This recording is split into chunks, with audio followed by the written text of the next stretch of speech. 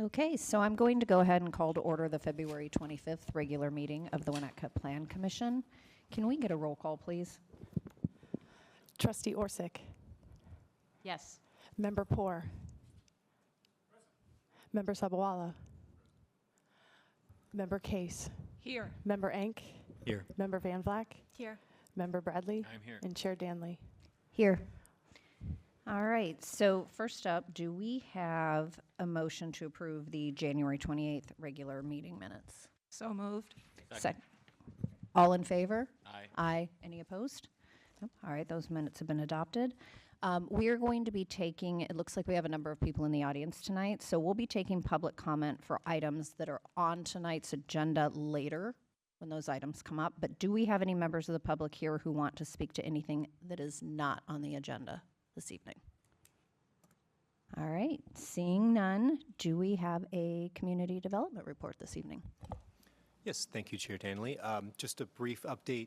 The solid core special use that was before this body previously was at the Village Council for policy consideration on February 17th. There was a good deal of discussion there, some questions of the applicant, additional information sought. So that's anticipated to come back before the Village Council on March 3rd, next Tuesday, additionally for policy consideration. Great, thank you. So before we get started on tonight's agenda, I actually have two procedural issues that we need to address quickly because one of our voting members is going to be recusing themselves from deliberation and voting on the 936 Sunset Road application.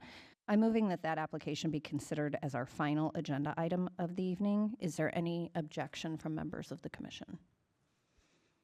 All right, seeing none, we are going to go ahead and make that change. The second item for this evening has to do with case 25-05-SU, which is 730 Elm Street, Suite 120, which is a special use request submitted by Duet Audiology Clinic in the One Winnetka development. This request is important as it relates to the One Winnetka development, and particularly the uses allowed on the first floor of the One Winnetka building. As our discussion and vote on the solid core proposal showed, and as shown in the Village Council's initial deliberation on that request, there are significant issues and concerns regarding non-retail uses on the first floor and the special use standards that need to be met for these requests. So what I would suggest is that we defer this matter to our next meeting so that we can get a supplemental staff report that further explains the applicable special use standards that we will be using to evaluate this application. But we do need to do a quorum check for our next meeting to so that we can attempt to confirm a date certain for that. So that would be at our March 25th regular Plan Commission meeting. Can we have a quorum check, please? So Chair Danley, I just want to be sure, procedurally, we're just continuing this item to the March meeting? Yes. Okay. I'm available.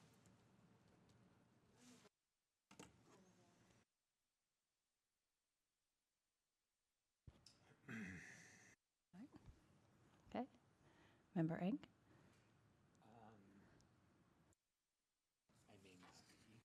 You may not be. Okay. All right. I believe that we are still going to have a quorum, it sounds like. So without objection, what I'm going to propose is this matter will be deferred to our March 25th regular Plan Commission meeting. Any opposed to that? No, All do you right. need a motion? Seeing, nope, without objection. So we're going to be moving that. Great, thank you. All right, so with those two items out of the way, we are going to go ahead and get started with our first official agenda item, which is case number 25-28-SU, which is 225 Sheridan Road, Centennial Beach. This is the consideration of approval of written findings and recommendation of the Plan Commission on the special use permit application to allow installation of fencing on the existing beach at 225 Sheridan Road. So the findings and recommendation are in attachment A2, or page 16 of 547 of tonight's packet. Do we have a motion to approve the written findings and recommendation to deny the special use as requested by the applicant in its application? Second? Can we do a roll call vote, please? Member Poor.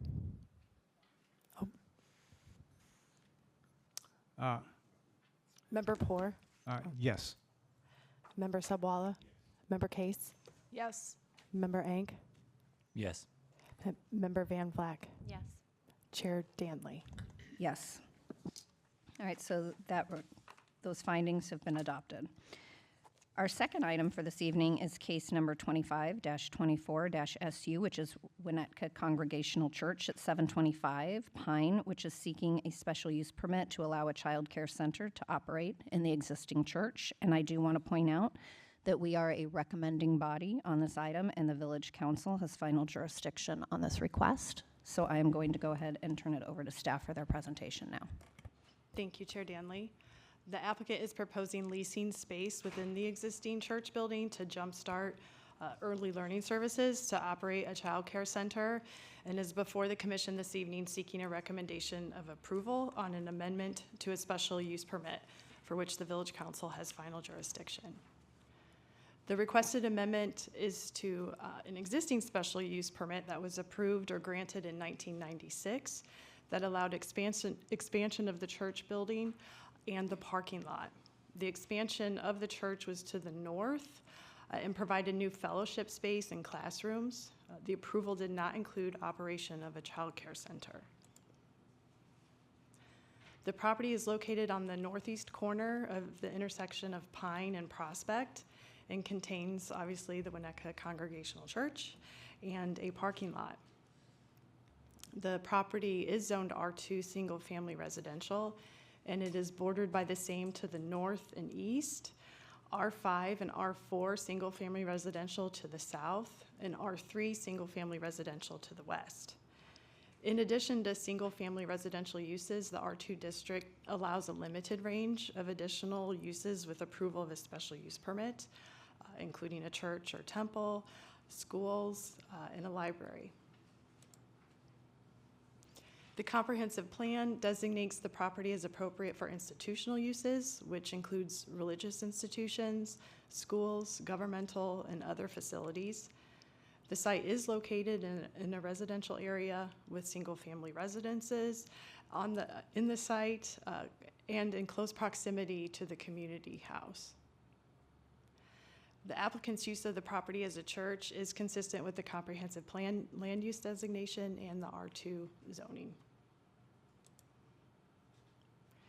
These are existing photos of the church as viewed from Prospect Avenue as well as Pine Street. The on-site parking lot is visible in the photo seen here on the left. Now, as described by the applicant in its application materials, the proposed child care center would have 11 teachers, 1 director, and up to 64 students. The center would operate Monday through Friday, 7 a.m. to 6 p.m. with children ages 6 weeks old to 6 years old. The proposed plan does not include any expansion of the church building itself or the parking lot, nor is a playground currently proposed. As I'm sure the applicant will explain in detail, there is currently a multi-purpose room within the church that is intended to provide students with physical activities. Should this request ultimately be approved by the village council and the applicant would decide in the future that they want to add a playground, they would have to come back for approval of a special use permit to add a playground. Child care centers are licensed and regulated by the Illinois Department of Children and Family Services. The applicant has indicated that they have received preliminary approval from DCFS, so they are moving forward with the formal application process, and that final DSF approval is contingent upon completion of minor facility modifications as well as receiving village approval.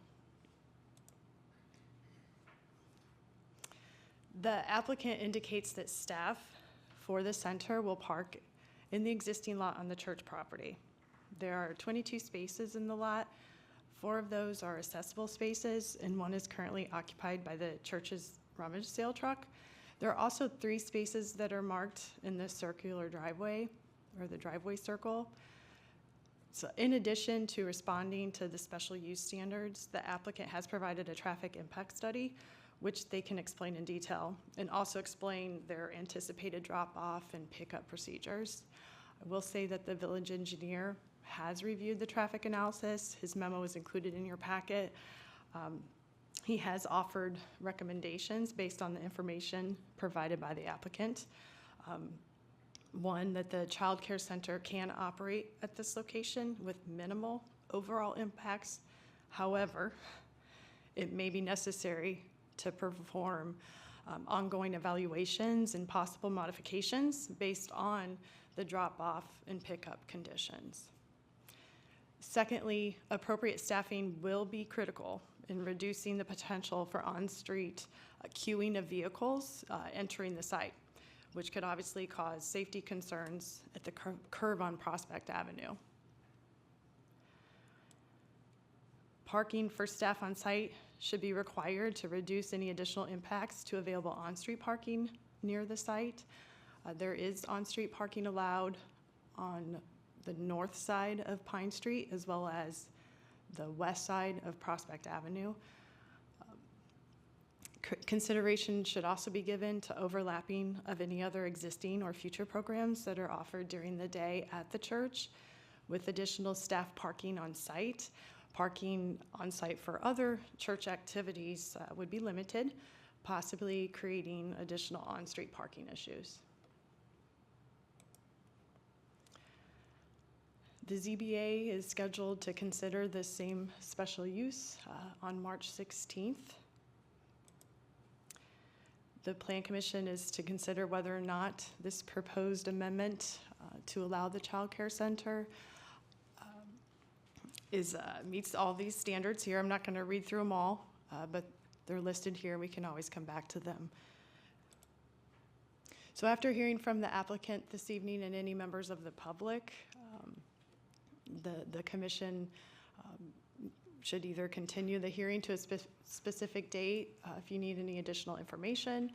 There is a draft motion provided for you in the packet. I will also note that in addition to the one email that was included in your packet from the public, staff has also received one additional email, which was distributed to you by email earlier this week. There's also a hard copy on the dais for you this evening. I have nothing further unless you have questions for staff at this point. Thank you, Ann. Does anyone have questions for staff on this item? Member Van Vleck? I just had a clarification about the mention of the playground. Has that been in discussion but was tabled so that there wouldn't be multiple things to be reviewing as part of the special unit? Or is that brought up simply because it's assumed that this type of special use would eventually want that? The question was asked by staff, Okay. Is there going to be a playground? Because that would certainly need to be included in this consideration. And the response is that they're not currently proposing a playground. Okay, thank you. Any other questions for staff? Yes, Member Sabwala? How many members at the church currently, employees at the church, have you been informed of that? I have not. They could certainly Okay. answer that question, I'm sure. Okay. Only because the parking ratios, etc. Anyone else? Would part of our discussion here, if there were contingencies, hinge on asking the applicant to create like a thoughtful, timely drop-off plan so that it's not all grades, all classes start at the same time out of consideration? Is that within our remit to ask for that type of consideration? Yes. Yes, after we hear their presentation on what the plan is currently, if there is additional information that we need, that Great. can be part of our Okay. consideration. All right. Okay, so we are going to go ahead then and call the petitioner up for this item. Can anyone who's going to be speaking on this stand up? I need to swear you in. All right. Do you affirm that the testimony you're about to give will be truthful and complete? Yes. Okay, thank you. So go ahead and come up here to the podium, and just please be sure to state your name for the record.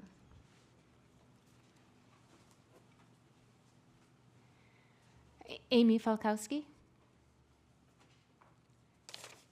Do they need to say their names now? No, they can just state them once they come up to speak. That sounds good. Okay. Thank you so much for your time. Thank you to Anne. Do we actually need to talk, or are we good? Just kidding. So I'm Amy. Completely up to you. No, I'll give a little word. So I'm Amy Falkowski. I'm the Executive Director of Operations at Winnetka Congregational Church. And again, I just wanted to say thank you for your time and this opportunity to present on behalf of the church and Jumpstart Early Learning Services.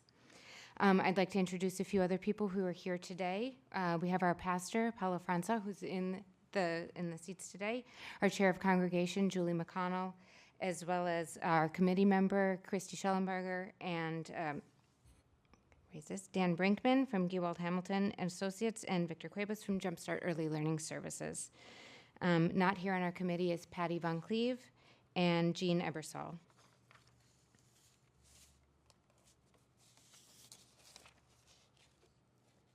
I apologize, I'm a Mac person, so let me just, there we go. Thank you. So, Winnetka Congregational Church has been your neighbor for a very long time. We've been part of this community since 1874, and part of being a part of this community has been a part of creating Winnetka. We have been founders for the Women's Exchange, the Community House, the Winnetka Talk, which was a newspaper, is a big part of Winnetka. Our church is not just a building. We're not just a place people go on Sunday, but we are truly a part of this community and continue to build within this community. Currently, our building sits unused for a big portion of the time, and because of that, we want to be able to use it. In preparation for today, we've already reached out to our neighbors within 250 feet, and we've held an open house. During that open house, we only had one couple show up, and their concern, of course, was traffic. Their concern was, where will people park? We were able to set their minds at ease by saying, we'll perform a traffic study in advance of today. We were able to do that, and our traffic study, as you will see later in this report, is that it shows very minimal to little impact in our neighborhood. We have also had questions and rumors of our playground, which we understand will be a big concern. Later in this presentation, you will also see how we can avoid having a playground at this time. It'll be a really big surprise, and I think you'll be excited to see what we've done. At the time that we were looking at what we have in our space, and you can see from some of these pictures, is that we have a beautiful space within our building. We have a large unused space that we're heating and cooling a lot of the time for nobody. During that time, Victor approached us and he said, hey, I live in Winnetka and I run, Jumpstart, and I have 2 very successful daycare centers. And so how can we come together and try to make this successful for not only Winnetka, or for Winnetka Congregational Church, but for our community too? As you and Anne have already said, this is part of the vision for Winnetka, and this is part of the community that is within our neighborhood too. When we look at what this neighborhood needs and what Winnetka needs is more childcare, not more buildings. And so we want to use our building and the space we have and create more childcare. This is also part of the historic mission of what our church is looking for. As I talked about what we've already created within Winnetka, we were part of the building of the Children's Church, or the Children's Chapel, as well as the Harkness House for Children.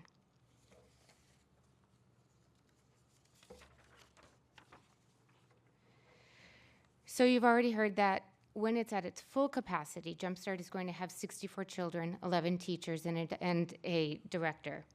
So this is going to be an incremental build-up. We're not just going to show up one day with 64 kids running around. There will also be infants. So when we're at full capacity, we know that safety is going to be our full concern too, not just education. So as we start to build up the daycare center and start to make changes, we know that we need to change some things within the building. Right now, it's not set up for DCFS. So we will start to change some of the doors inside. We'll change some of the buzzers and the keypads. So as we move forward with that with DCFS, so we just wanted to let you all know that we're going to keep security and safety as part of our priority. Oh, there we go. Sorry.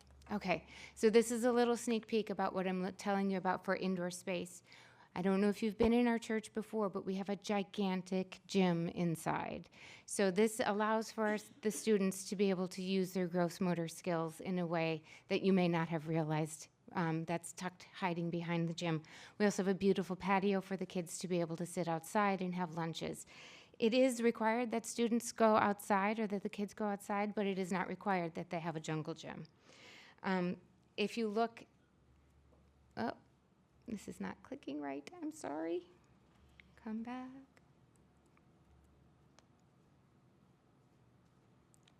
Like I said, I'm a Mac person. Here we go. Okay. I wanted to let you see that inside of the church, or as everyone is entering the church, that Jumpstart will have their own entrance. So they will enter through these doors, which are called the Helms doors. So this is where students will get dropped off. Families will not be taking their kids inside of the school, inside of the church. They're going to be dropped off at this entrance where there will be staff members that are going to pick them up. They will be key coded in, and then they will be entered into their own entrance here too. So it's going to be very safe and very easy for them to get in. Just as a side note, I just wanted to let you all know too, in case there's extra safety between Jumpstart and also the church. My former job was as Associate Dean of Budget and Administration at the School of the Art Institute of Chicago, where I worked very closely with Chicago PD and the fire department there too, and worked on a lot of active safety procedures, as well as working with shelter-in-place procedures too. So we're very protected on both sides of the building. Okay. Sorry, I did get a little messed up in my notes when I was jumping around a little bit. Okay. I did say this already, so I'm just going to keep jumping. Okay, we talked about that. There's our beautiful gym. So don't you want to play? We do have pickleball in case anyone's interested in joining us for that. Okay, like I said, we are definitely trying to be a part of this community. We don't want to have interruptions when we're talking about where the kids are going to be.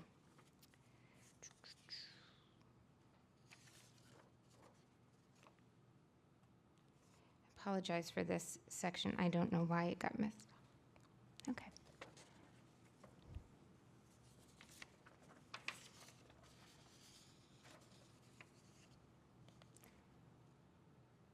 All right, so now we're ready to talk about the traffic study. I know it's a really fun part to talk about, and so I think we can just read that first bullet point that says there's no significant traffic impact during peak hours. Like I said, this is a daycare, this is not a school. So students and children will be dropped off at different times during the day. Some parents are going to need to get on an early train. Some parents may not even be working at all, and so they'll drop their children off at different times. It will not be all at one time and pick up all at one time. It's throughout the day. So we're not going to see all 64 children when it's up to full capacity being dropped off at the same time. It will be ebbs and flows of how the traffic patterns will work. We are 100% willing to work with any sort of changes that would need to happen throughout the day. If there's any sort of buildup, those kinds of changes can be accommodated. There will be 2 staff members from Jumpstart who will be outside receiving the children and then putting the children back. Again, we're not looking to have families park and then come inside. This is all going to be activity that happens outside to make sure that it is a smooth transition. Here are some photos that are going to show you how long our driveway is. We have a big circular entrance so that as families come in, they go through the circle and then they get dropped off and then they go back out of the circle. It makes it a very smooth transition, and dismissal and arrival are very easy. Here's another view that's going to show you exactly how simple it is. Another part of the questions that I'm sure are going to come up are, what are we going to do when we have other events going on at the church? These are very easy for us to be able to coordinate with Jumpstart. Again, they're in our building. They're not separately off-site. So we can let them know, let our church members know what we have going on. This is something that we're already working with when we have different sort of rentals coming in, we work with Hakafa congregation. So when they have large events coming in, we can coordinate with them how we can use our parking lot.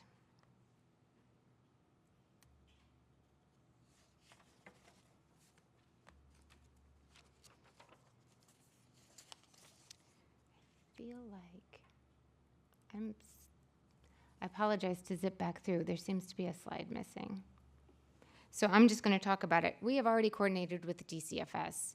They've already been out to our site. They love our site. If anyone wants to come and take a look at it, we have really beautiful classrooms, again, that are just sitting empty. So because we already have the space, we just need to put some children and some teachers in it. Once you all approve this, we can get our permit from DCFS. So that is one thing we are waiting on. Again, there's going to be no expansion of the footprint. We already have a parking lot. We already are working with the fire for safety. We're already working with DCFS. We're just waiting to move through the process so that we can finalize and get the children in. We know that Winnetka is looking for high-quality daycare. We know that having children and families improves not only Winnetka, it improves home values. This expands into Winnetka's support for local commerce, and this is a part of what Winnetka is looking to do for their plans and for the future. So this is about, not just about Winnetka Congregational Church, this is about over 150-year partnership with the Village of Winnetka, and we hope to continue that relationship and for the community, for a vibrant and family-friendly and supportive neighborhood. Thank you. So is there any additional part of the presentation at this point, or are these gentlemen just here to be able to answer questions? They are here to answer questions. Excellent. I am actually going to just quickly ask a question. Can we go back to slide 16? So as we're looking at the red outline of the parking lot, I know you're saying that and we saw the parking study that was provided, but that there is no need for one-way streets. What is the specific directive going to be to families that are coming in? Because as of now, you've got people who could be coming off of Pine, you've got people coming either direction off of Prospect. Is there a plan in place to have a specific traffic pattern that you are going to be advising families to use? There is not. At one point, we had considered having families only enter through one way, but then through the traffic study, we realized we didn't have to have just a specific way for people to come in. What we hope once they're on the property is that they will come in, go through the circle, get dropped off, and then go out of the circle. Okay.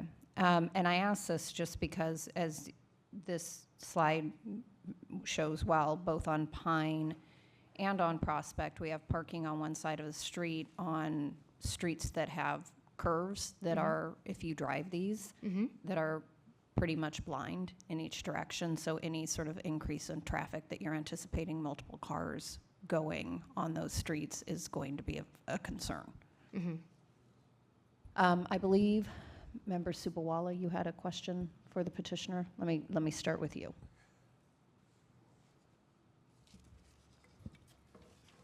As I asked previously, assuming there are 12 employees of Jumpstart, how many employees of the church will be coming regularly during school days? Sure. So Jumpstart is Monday through Friday. My schedule is Sunday through Thursday, and some of our other staff is only Tuesday through Friday. So, and our staff is very small at the church. So we have 4 full-time staff who are there, and our hours are different than Jumpstart. So currently, our pastor has a spot in the parking lot, and I use the parking lot. So we're the only 2 who use the parking lot during the week. And can I ask one more question? Is the property entrance within 150 feet of the corner of Pine and Prospect and Lincoln? You see where you show the red entrance to the cul-de-sac. Is that within 150 feet of the corner? Would you know, or would your traffic study engineers know? Just under 150 feet. Okay. Other questions? Member Bradley? Go ahead, King. Member Ford? Yes, thanks for that thoughtful presentation. One of the comments that our village engineer made is the need for ongoing modifications or monitoring of how this is going to work, because it sounds like you'll launch it, but there's going to be some learning curve with this. And in terms of how you do that kind of modification, would you be open to some ideas like, and just, there's no magic in these numbers, but like after the first month, you would have a meeting with the village engineer, or maybe even any interested neighbors about how it's working. At 3 months, you'd have a meeting, and then after 6 months, or something like that, so that you can recalibrate if necessary, because there may be a bit of need to, like, well, we thought this would work, but maybe there's some better ideas. And I think so my question, would you be open to that kind of, I guess you might call it ongoing monitoring in the early stages of this? Of course, yeah. I mean, a part of being zoned, in a residential area is being a good neighbor. And, that's our goal, is to always be a good neighbor, so 100%. Good, then I think I will just key off of Commissioner Van Veck's comment about this idea of staggering start and release times. Do you have any ideas how that might work? It will always be that way with the daycare. It's always, that's just the nature of a daycare, is that it's not like a school where they have to be there at a certain time. So of the 64, you might have, you'd have a dozen come at one time, and then half an hour later? How would this? Victor, would you like to answer that? Yeah, maybe you could speak to that. Hi, Victor Cuevas. So with the daycare, with our other 2 locations, so we open at 6:30 in the morning, and we accept kids from 6:30 in the morning till 10 o'clock. And parents bring them in from 6:30 to 10 o'clock, depending on their schedules when they start work. I would say at one time, the most children that we might get at one time is 5 or 6 students at one time. There's no rush hour here like you would. There is no like rush at hour, no. Nutria or No. Okay. My kids go to school here, and they start at one specific time, and that's when we start seeing, a backup. But for a daycare, it's. So that's the model. That's very helpful. Yes, So sir. it's a staggered Yes, sir. start and release. Okay. Yes, sir. And also, I'd be interested in knowing a little bit more about Jumpstart. Sure. I read in the, just as a quick Google, that you're a national organization, nonprofit. Sure. Who do you anticipate would be the profile of the children that would attend this center? Yeah, so this center, when I moved to Winnetka with my family, I have 2 younger kids, and my kids they were 2 and 3 years old when we moved here, and we had no child care when we moved here to Winnetka. So I would anticipate the kids that come to Jumpstart Winnetka would be families that work either in downtown or that have jobs that need child care center. And I can speak as a resident of Winnetka that we don't have many of those. And the ones that we do have long waiting lists. So I would say that families that would attend Jumpstart would be working families and families that have been on a wait list for a very long time. Then one other question. And maybe this is premature, but do you have an idea of what you might do with a playground down the road? Is that something imminent, next year, or how do you see that, and where do you see it unfold? Right now, we don't have a playground even in our site because we have that great indoor gym at the church. I know that one question that particular parents might ask is, well, when does my kid get outdoor time? Well, we have that outdoor, in the slide they showed it. It was an outdoor where the kids can eat lunch outside. We can go for outdoor walks. So there'll be plenty of outdoor time without necessarily needing a playground. Thank you.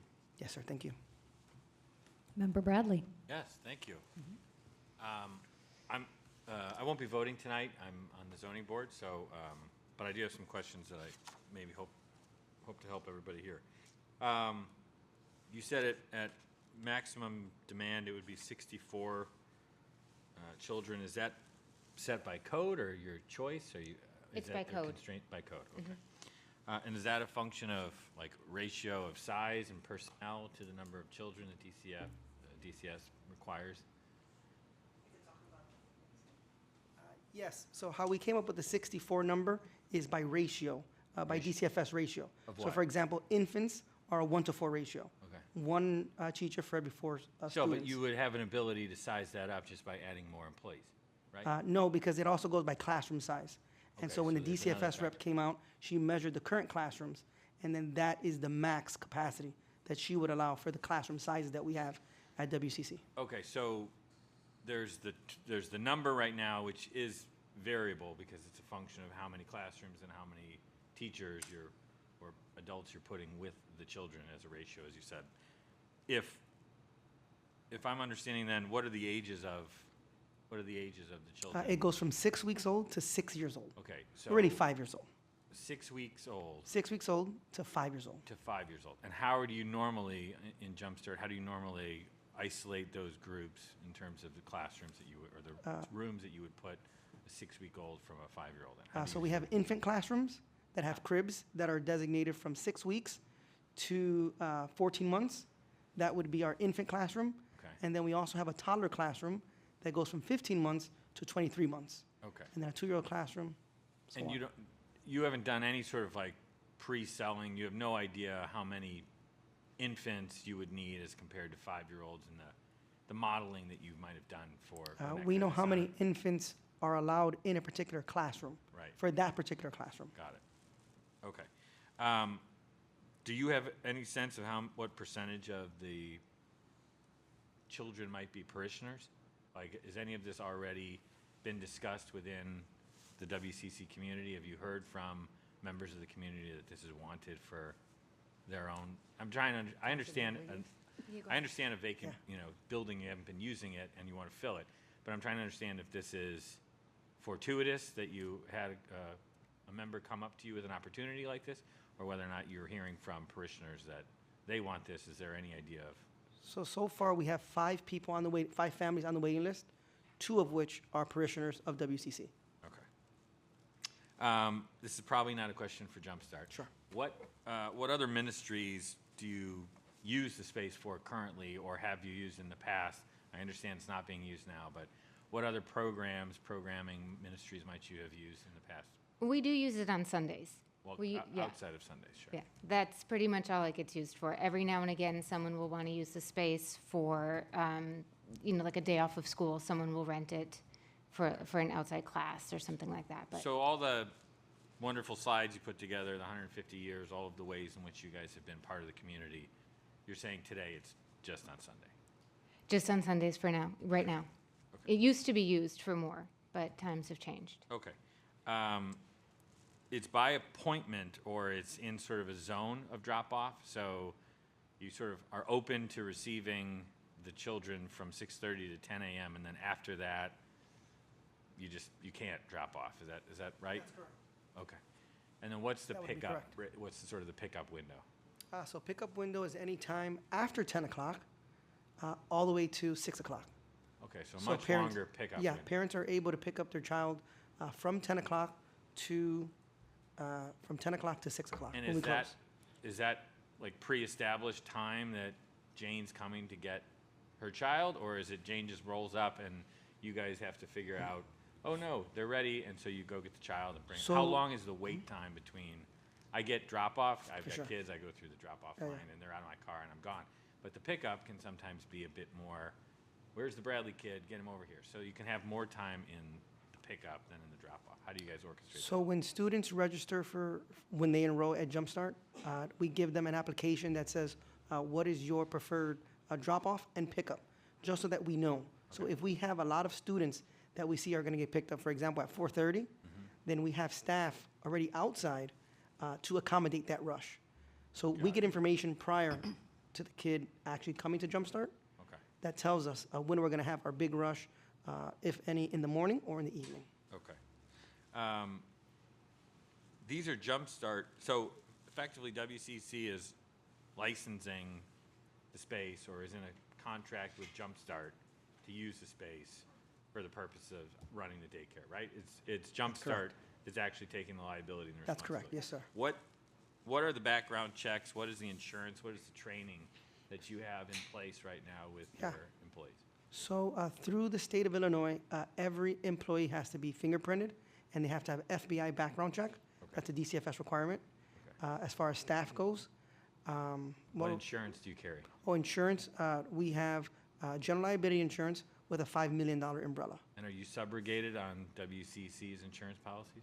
Once we cross that bridge, yes, sir. Okay, We'll be additionally insured. okay.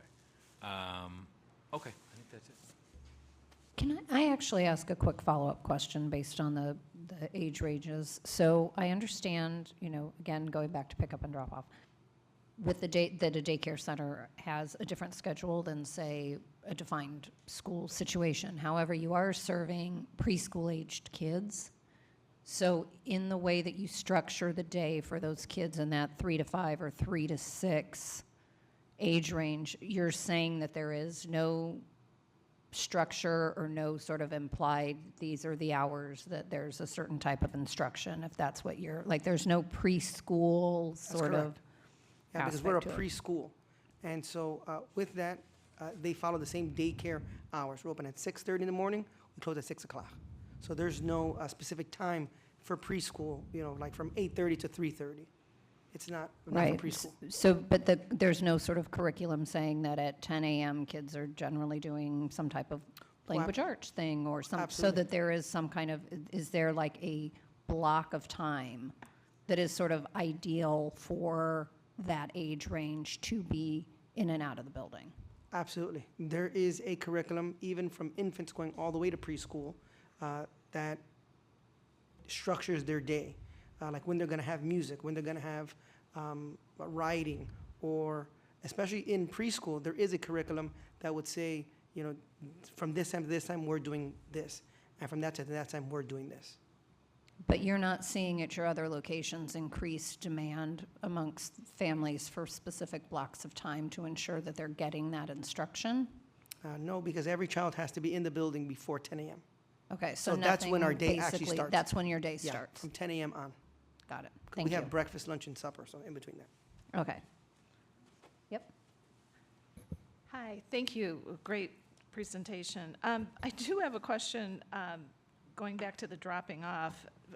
How do you do the handoffs of infants? Because I would think that the parent would want to park their car and get, especially 6 weeks old, and how are we handling that? Because that will impact the parking, the traffic, and picking, when you pick them up, especially the ones that can't walk, can't. No, definitely. So for infants, it all depends on the family. There's some families that are other two locations that they drop and go, and then there is some other families that want to come inside. So it all depends on the family when it comes to infants. And how many infants, well, I guess that was Matt's question, and, okay, 8 infants. 8 infants, Yes, ma'am. okay. All right, let me think a little more. Thanks. Sure. Oh, were you going yeah, thank you for the info.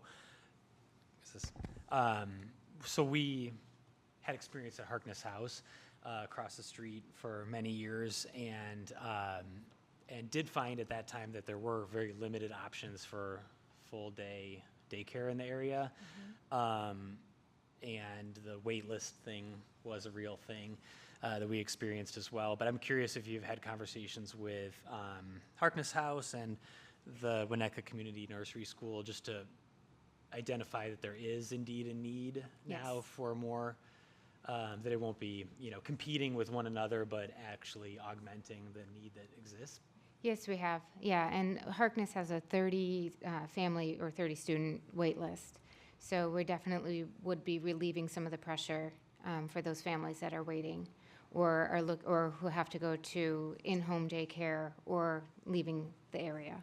So definitely, we spoke with them. Sure. Okay. And yeah, I guess I had the same question about just from experiencing at Harkness House, I don't know, kind of a follow-up question to the one that was asked, but the way they operate there is that all the families come inside and get the kids kind of out of their winter clothes and drop off all the extra gear that's needed and then get them into the classroom and then leave. Is this model different than that typically beyond the infant room where it's always curbside drop-off, even with kids above 14 months? Yeah, the model is different, and I know that Victor can speak to this too. With his 2 other daycares, that's the process that they use, and it works very effectively and efficiently with the 2 other locations. Yeah, go ahead. So when we first started our daycares, it was come in only because through DCFS, you have to sign your child in and out. That's a DCFS requirement. Through a new system called ProCare that was developed for our daycares, is they can digitally sign them in and out. There's also a feature that we're working on, geofencing. So once they come close to the daycare, a parent can check their child in and out right from an app on their cell phone. So how we see it is that we would have our 2 employees outside. Everyone has iPads, and it would be more convenient for parents to sign their kid in and out electronically versus going inside and having to written sign them in and out. So that's something that's a little bit different now. All right, Member Van Vleck? I think many of my questions have already been addressed, and as a parent of 3 children who no longer need preschool age care, but having years of experience with the preschools at Kenilworth Union Church and across the street at Holy Comforter, where we have 2 preschools dropping off and picking up at the exact same time, very large population at both of those, I can say that I understand the concerns about the traffic, looked at the study, and I truly, this is nowhere near the situation in Kenilworth. That said, I think that the concerns that have been voiced by members of the community are appropriate, and I do similarly have concerns about, the infants needing a lot more consideration, but the fact that you do have this off-street area for parents to stop, sometimes toddlers don't comply, and so you do need to pull over. So it sounds like there's been a lot of consideration for that. I think that's very helpful. I am curious about why, I don't know based on the specifics, but 150 feet from the church does not seem like it's all encompassing of a lot of homes in the general area that are going to be impacted. How many homes did that include? And perhaps I'm just curious if that is one of the factors why you only heard from, only one family attended from that 150 foot range. Around 60. Okay, that's more than I expected. Sure. Based on, okay. Yeah. All right. And I don't know why just one family came. We received the letter that you all have in your packets too, in support. So I'm not sure. Okay. It was a lovely day when we had the open house. Okay, thank you. Member Bradley? I just have one question, I'm sorry, it's more for the record. The facility's ADA compliant, can you speak to its current standing and whether or not any improvements are needed in that regard in order to take on children that may or may not require? We have an elevator in the building that would That's be not everything, accessible. but- Yeah. Pardon? That's not everything, but. No, it's not. It's just starting. Yes, and we also have ADA bathrooms. Okay. So yeah, the building, that section of the building was built in the 90s. It is fully ADA compliant. And that's a section that could take on children of any of these groupings. All of them are going to be able to comply with ADA standards. Correct. Okay. Any other questions for the petitioner? All right, seeing none, thank you so much. We appreciate this. This Thank is a you very great much. presentation. Yeah. Do we have anyone here that would like to speak? Okay, great.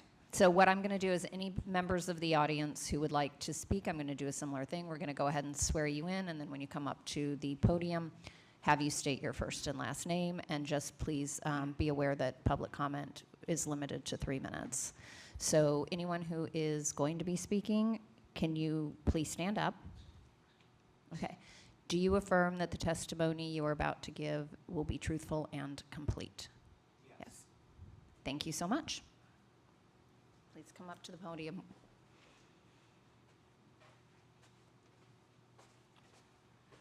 Good evening. My name is Bob Forbes. I live at 684 Pine Street. I've lived there for 27 years. I just have a couple of concerns I'd like to reiterate. I think a number of them have already been brought up. But I've got 27 years of experience living on Pine Street, seeing cars come down the windy road. It's a downhill. When there are cars parked on the one side of Pine Street, the north side of Pine Street, where they can park, the south side, no parking, there are blind spots, and a lot of cars come down pretty quickly down Pine Street. Any additional traffic or anybody new to the neighborhood who's going down that hill, I'm very concerned about the potential for head-on collisions. It hasn't happened that often, but we hear a lot of honking, and it does come close. I live there, so I go very slowly and very carefully up, but I see people coming downhill that don't have the same caution. I'm concerned about that. I'm also concerned about the parking itself. I understand that there's a plan for everyone to, all the employees, to park in the parking lot that exists, but I'm concerned about the families that are coming for events, or that whoever else whatever overflow parking there might be. The parking on Pine Street where I am, between Prospect and Maple, is already very limited because of only the one-side parking. And especially in the summer where you've got the you've got the lawn care vehicles and whatnot out there, it's tight. So I think that there needs to be some consideration for parking at the peak time and not just any given time. I think we need to be very careful about that. A couple of other important things. The Maple Street intersection, Pine and Maple, it's a two-way stop. It's at the bottom of the windy, hilly road. We hear honking and see some accidents there often enough that it's a concern. Again, people new to the neighborhood, more traffic, you really have to be careful about what happens at that intersection. And then with this additional daycare, there's going to be more commercial traffic that needs to be considered. Bringing in food, bringing in supplies. There's just more, that commercial traffic that isn't there right now. And these are larger trucks, larger vehicles. Has that been taken into consideration?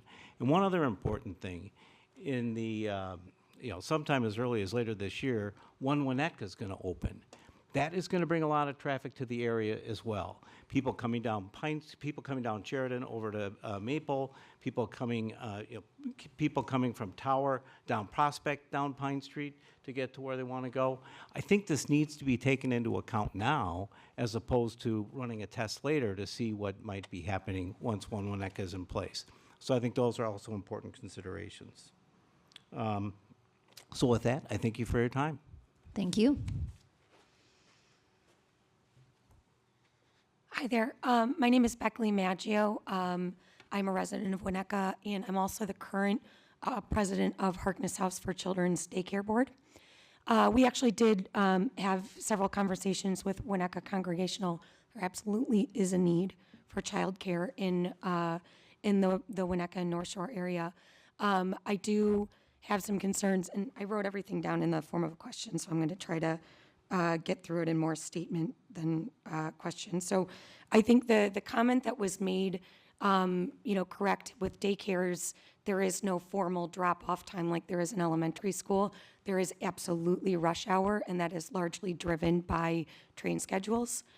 Parents typically don't have time to wait for a daycare center to have staff come out and grab someone and bring the students in.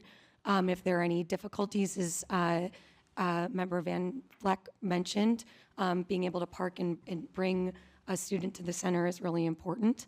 I would also say that I have concerns over student-teacher ratios. That is DCFS regulated, and if you have staff coming out to attend and facilitate traffic, as well as bring students into the center, I wonder whether that would violate DCFS regulations with those classroom student to staff ratios.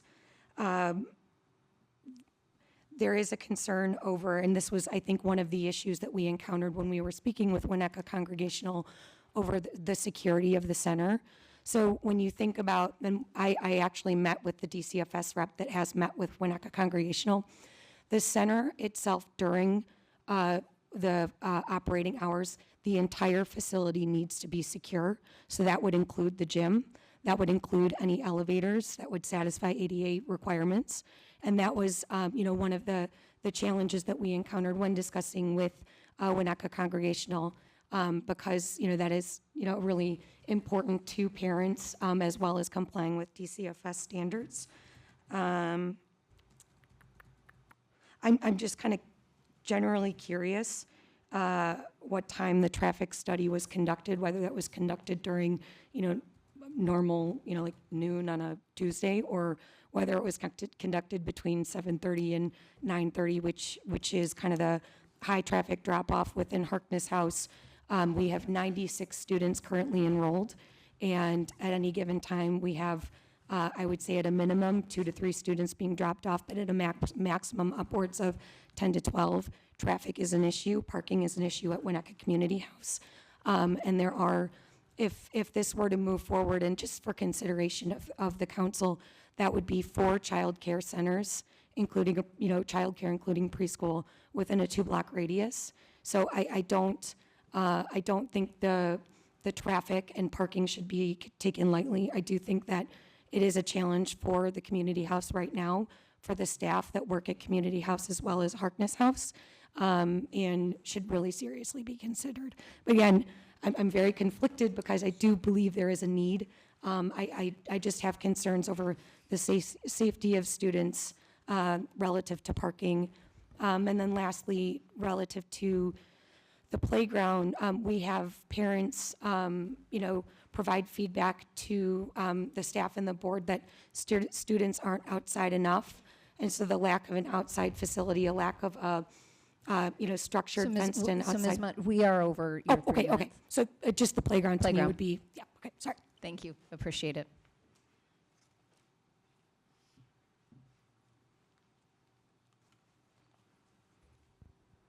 Hi there. Hi. I'm Julie McConnell. I am chair of the congregation of Winnetka Congregational Church.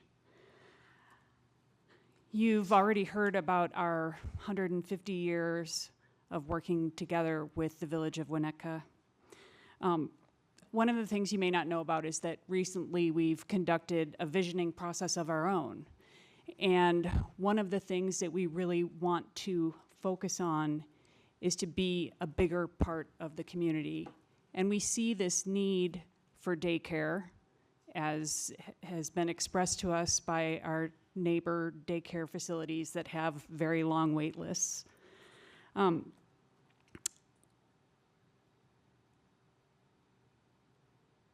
One of the things that we recognize that we're in a residential neighborhood, but we're not asking for any change in footprint. There are minimal changes inside the building, and we would like to be part of the solution to help families here in Winnetka.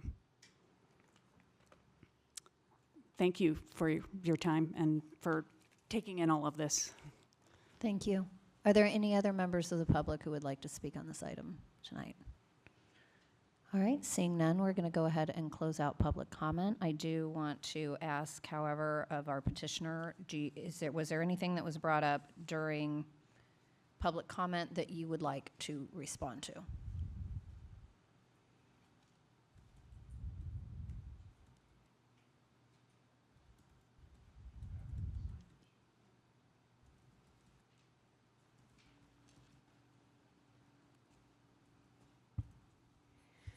Thank you for the opportunity to respond. I did want to say that in response to the comments about Harkness House, we do have pre-approval from DCFS. So they've already been out and have already reviewed our space.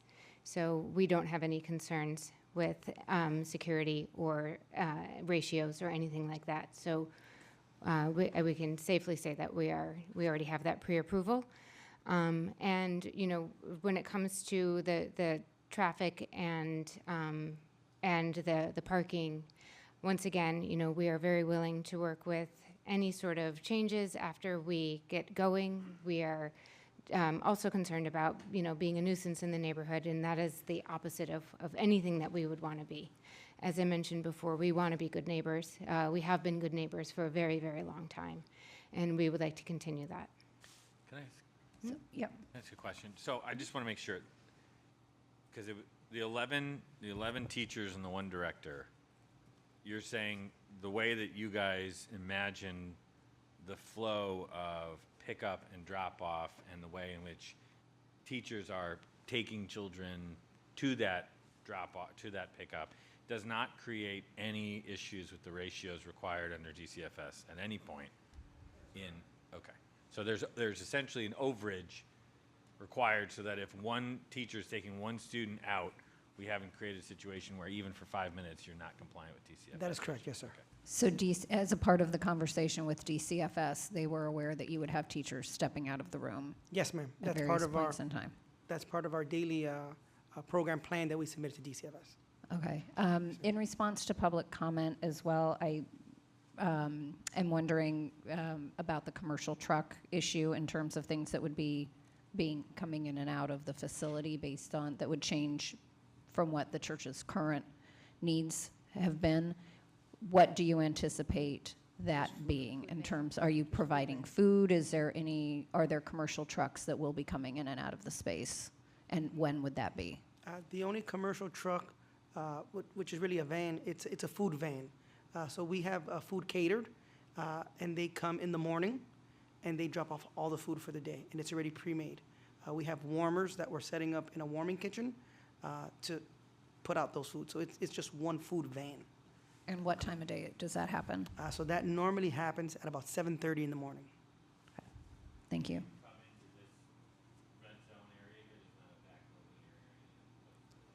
If I may. That's correct. According to the lease that we're drafting at this time, Jumpstart would only have access to that parking lot door. Our business office door is on Pine Street, and that's not their entrance. Does anyone else have questions? Yep.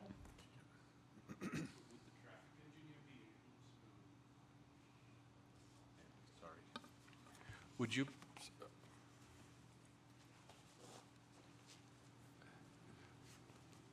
be able to let us know the width of the right-of-way on Pine and Prospect?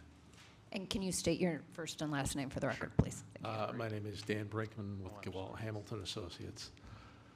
Thank you. I do not know the width of the right-of-way. No, I didn't look at that. I don't have a survey or a plat or anything like that. Okay. So your study was based just on counts? Correct. We were out, we did counts from 6 in the morning till 9 in the morning, and from 3 in the afternoon to 6 p.m. 6 p.m. Yeah. Yeah, and then we did some other additional observations. We were out here, we took some Right, photos. noise and other- took a look at that, but Thank you. Was that done at a particular time of year? that was done in December before school was out. December before school? I think it was a Thursday. And Member Poor, I think you had a question. Yeah, I had a question about the timing. I think you've answered that then. And also, there was a comment from the audience and also one of the neighbors about what effect would the one Winnetka have on traffic? Did you factor that in? I mean, there's going to be, I think it's 59 units coming online, I don't know, in a year or so. But, I mean, is that something you... We don't specifically look at it. What we did do is we took a look, we did our existing counts.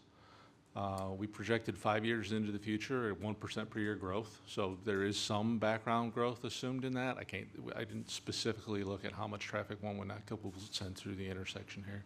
But there is some safeguard and some, some projections to try and make the analysis more conservative.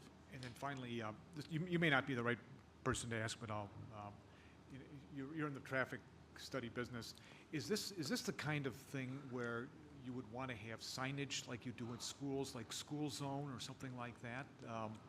Because, you know, the comment about Pine Street, I think is a good one. I've seen this myself in the neighborhood. Is this something where it's called upon by either local or state law about, you know, the signage that you see in most school zones, as we have in Winnetka? School zone signage is really tricky. I'm not aware of any, boy, I can't think of any, for all intents and purposes, commercial schools that are marked for school zones. If they're a parochial school in a church building or they're a school, then yes, you can do, to some extent, you can do signage for school zones and have school speed limits. But for a commercial use like this, I'm not aware of any. Thank you. Maybe that's maybe Ann could answer this question then. Is this something that, you know, in terms of signage, you know, that that it would be used for, you know, the yellow signs that, you know, have children walking across the street? Is that something that, I guess, Public Works takes that up? How does that work? We could certainly look into what would be required to install those signs, without a doubt. I don't have an answer to your question at this time. Thank you. Similar to that, I had the same thought, but my assumption, I did search and I did not find any mention of the signage, but given the proximity to the community house as well, I mean, I would think that if there isn't already, there should be a lower speed limit in this area, especially down Pine Street as mentioned. There needs to be like appropriate signage, and then also, you know, monitoring of that for our, making sure people are compliant and going slow. And yes, in the summer months, it's very tricky with the extra traffic and the parking, the larger trucks parking. So I did also look at when this was, and the Thursday, December, school was in session, normal traffic, you would assume. But if signage can be updated, that would be, I'm sure, helpful in many ways. Any other questions for the petitioner at this point? All right, seeing none, we are going to go ahead and bring this item in for deliberation and discussion. So who would like to start with comments? I'll Trustee start, Orsic. just because I haven't said anything, and I'm not voting on this because I'm going to see it at the village council level proceeds. Parking is, and traffic is the biggest concern. Everything that's been said is valid. That said, I started thinking back on a preschool I went to in the city that was in a church on Orchard and Fullerton, and it doesn't get much more crowded than that. And they were able to work it out. And then I also was remembering that this is a daycare with the drop-offs. You know, I have friends who went to pick their kids up from daycare every day at 6 o'clock, and it was the last 2 kids that were in the building, and finally she asked, and they said, well, a lot of people are using this for preschool. So there's going to be neighborhood people who will be walking and taking their kids maybe while their other kids are in school from 9 to 3 or something. Like, there's going to be very varied use. So I do feel actually a little bit better remembering all of this and listening to the conversations and knowing it will be naturally staggered, and thinking that if it's a problem and they have meetings perhaps like King suggested, just to stay on top of it and make sure that it is workable in the neighborhood, because it is a busy street and it is a blind turn, but it is definitely a need. Thank you. Other comments? On the side? Member Poor? Yes, I think it's a thoughtful presentation. I share the concerns about traffic. I think we all would, but I don't see that as, I think those are all manageable from what I can tell. And it sounds like the church is open to monitoring this, because I think that will be an important part of this, is however you want to structure it. I don't have any, I just pulled those numbers out of the air, but it's an idea that I think there should be some monitoring when you first start. It's because you're going to be ramping up from whatever the initial amount is to 64. So I think you'd be well served, the community would be well served by some kind of monitoring, 1 month, 3 months, 6 months, maybe a year, and you include the village engineer who weighed in on this, but I also would make it, you would invite people in the neighborhood, Harkness House, anybody else, any other neighbors that would have an interest in this, just to get the right kind of feedback to see how this is working. So I think that's one provision, one condition that I would like to see put on any approval, if that's the way we go. Also, I'd like I would hope the village could investigate this signage. I take your point that school zone is a much more, I think, elaborate kind of thing, you know, with the signage, and maybe that's not what works here, but there should be some kind of signage with the, you know, the crossing or things like that, or maybe you take a look at the speed limit. I don't know what the speed limit is on Pine. It shouldn't, I don't think it should be more than 20, really. I mean, you know, but is it 25? Or maybe that's something that ought to be modified, because that's a, you know, as you say, there's blind, of course, it's, maybe that speed limit should be looked at too. So those are my thoughts. I would not, I would vote to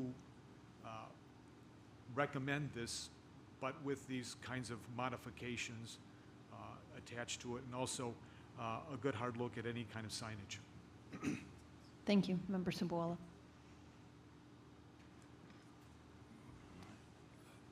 I think it's good for the community. I also think you're eventually going to land up with a situation where you may want to have traffic do a unidirectional flow. We've had scouts use your facility. Thank you. We've seen that in the past. And coming into that cul-de-sac, you can accommodate barely 6 or 7 cars. If you're having 12 people parking, just assume 12 people parking who are the resident people who are working as part of Jumpstart. You are going to land up with a situation, again, choice is yours, discussions with the village, but you're probably going to land up with a one-way situation coming up on Pine, coming into your cul-de-sac, and again, going out in a one-way direction due north on Prospect.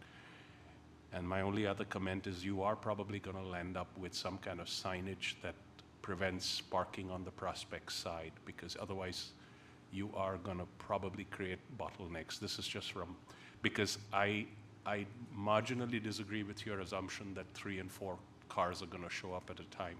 Having worked with other experiences like this, what you're going to land up is roughly a third of your congregation, of your student count is going to show up at any given time, and a third is going to go out. So you're going to have 22, 25 cars at any given point in time. And whilst you may have the drop-off situation, seeing it at other places, parents do come in with their children, because it's the kids who need the attention, not that y'all don't give world-class attention to them. That's just my 2 cents. But in terms of the proposal, I think it's very valid for the community. Thank you. Member Case. Very thoughtful presentation. I agree we do need more child care, daycare opportunities within our community. I am highly concerned about the pickup drop-off situation. I agree with both my other plan commissioners who have said that maybe there should be some sort of one-way street, one-way driving. There definitely, in my opinion, needs to be some sort of pulling in, dropping off, exiting that is a firm plan. When you first start this, I would not really like it if people were just coming in from all different directions and trying to drop off at this. It is a small space, and you do have a lot going on between One Winnetka, the post office, train schedules, rush hour, people in a hurry, school. I think, isn't there There's a bus stop. a bus stop nearby? There's a bus stop at Maple There's a and lot Pine. going on in that area, and you have 2 other daycare places very close by. So I don't know how we would word it, but I do think there needs to be some conditions put on this. But other than that, it's the pickup drop-off that my concerns are, and I would like to alleviate that with some conditions. So, thank you. Thank you. Member Eng? No, I'll reiterate my comment again that I think as any family in the village with young kids, how stressful it is to be dealing with finding childcare, especially all-day childcare, which is far too few in the area options for that. So I think having another opportunity for families, I think this would be in line with what the comprehensive plan, is a benefit to the community, to have more options for families to be able to live here and have kids and know what to do with them during the day if you have to go into work. So I think that's important. I think that all the other concerns are, in my mind, resolvable. It's, as you mentioned, in the city, of course, with childcare centers there and busy street traffic, there are ways to resolve it. And I think that, our kids are at Crow Island now, and they have very strict rules about which way you can turn at certain times, and it works, and sometimes people have to be reminded about it. But I think there are possibilities here that would be a good way to put in with conditions. I think probably working with the village engineer and the police department would probably make sense to come up with a firm plan of parents have to come from this direction, they have to turn into the circle from this direction, exit from this way, and it shouldn't be a choice for parents because they'll do whatever's easiest for them, I think. I think it should be clearly laid out and everyone follows the same procedures in the morning and afternoon especially. And having spent many mornings and afternoons at Harkness House, that's also a small parking lot that's shared by a lot of functions at the community house. And all of the parents there go inside twice a day. And so I think you already have a little bit of a benefit in the sense you have this fairly wide circle. And if your procedures involve, largely bringing people in and out off of the street, I think that's a benefit as well. And if Pine is the big concern with the curve and the slope of the street and things like that, I think that part of that, working with the engineering department and neighbors and the police department, I think should be involved as well in that conversation that maybe Pine is not the street, not allowed for parents to use for those reasons you mentioned. I think all those things are resolvable just with a good plan in place in my mind, and I think it helps to serve families in the area a need that is a great need. So that's my opinion. Thank you. Member Van Vleck? Well, I'm glad I get to follow you because I concur, and that was one of my, I think, sticking points with the traffic piece is that I think it would be incredibly important to establish rules for those who are utilizing this facility, including a mandate that they are not allowed to turn around in private driveways, for example. Obviously, with parking only on one side of the street, that does require a little bit of maneuvering, and usually when you have a crying toddler in the car, you do the easiest option. But if those expectations are set forth in the beginning, what directions you can go, what streets you can use, usually then when people are compliant, it goes smoothly. And so I think that is critical to helping ensure that the neighbors are continue to be welcoming to this idea. I, for the life of me, cannot think of a single preschool or school that is not set amongst within a neighborhood.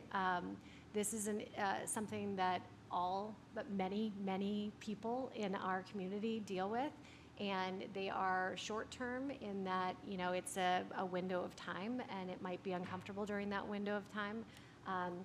But as I know from my experiences, whenever you can adjust your timing, you do. But in sympathy to those who are impacted by this, I'm curious about one high traffic time that we did not discuss is Sundays, where people are actually coming into the place of worship, meaning they have to park cars.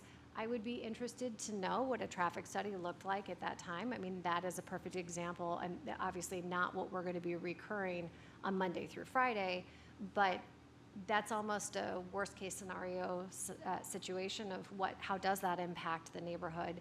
And I think that comparison would be interesting. I'm not saying we put a contingency that we need to have that type of study, traffic study, but just for comparison, Sunday I would think would be harder on the community than this proposed plan.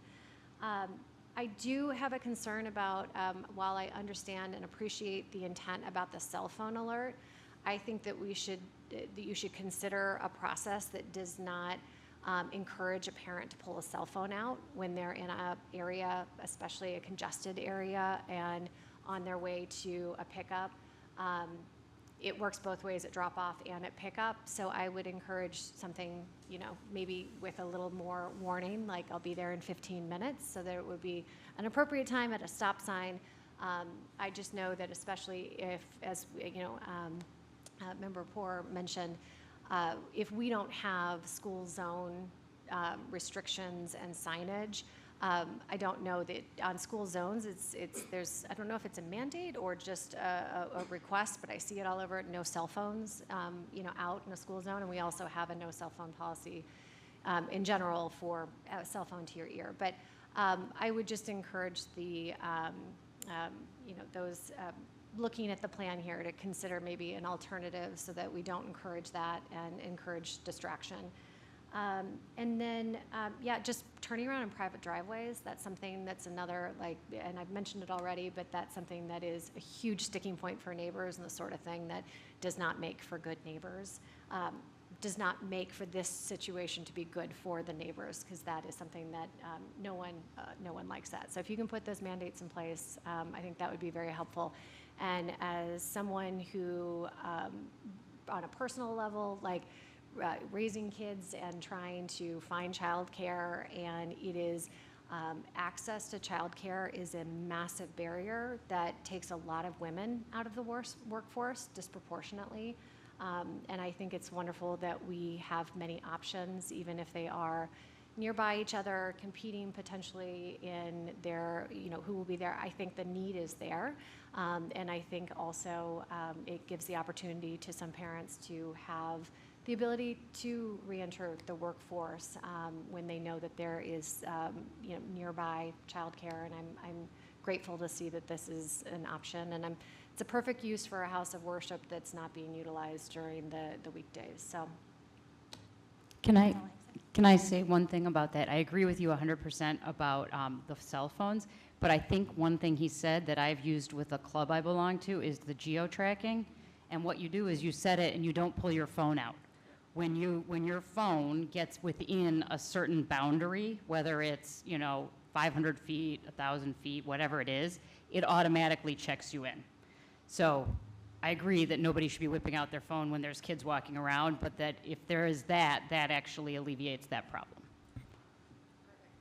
Thank you. And I know you're not voting, but Member Bradley. Yeah, no, I'm not voting.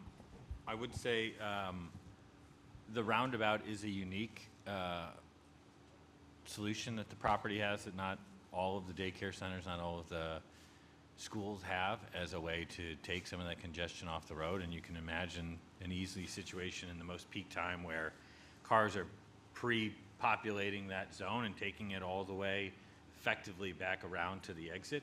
So I appreciate the concerns about the restrictions we want to put on the parents coming for pickup. I think that it is very difficult to enforce, and I think it's borderline impossible in our schools, private schools, our public schools, let alone our daycares, to get those enforcements to a T. So I appreciate all the sentiment.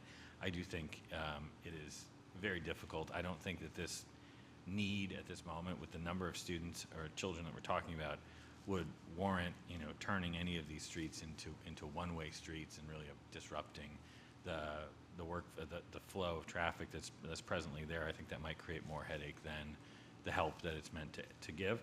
But at the end of the day, this is a function of supply creating the issue, and to say that they need to go up to 64 children, which is the most that they can have right from the jump, I feel like is jumping into the deep end of the pool. And I'm not sure the economic case that needs to be made by Jumpstart in order to open its facility and run effectively, but I don't see why you wouldn't explore, you know, a 30-child count for a set amount of time to adjudicate and figure out whether or not the, one, demand is there, and two, have a better sense of the traffic flow before you sort of scale up to what is maximally allowed by law.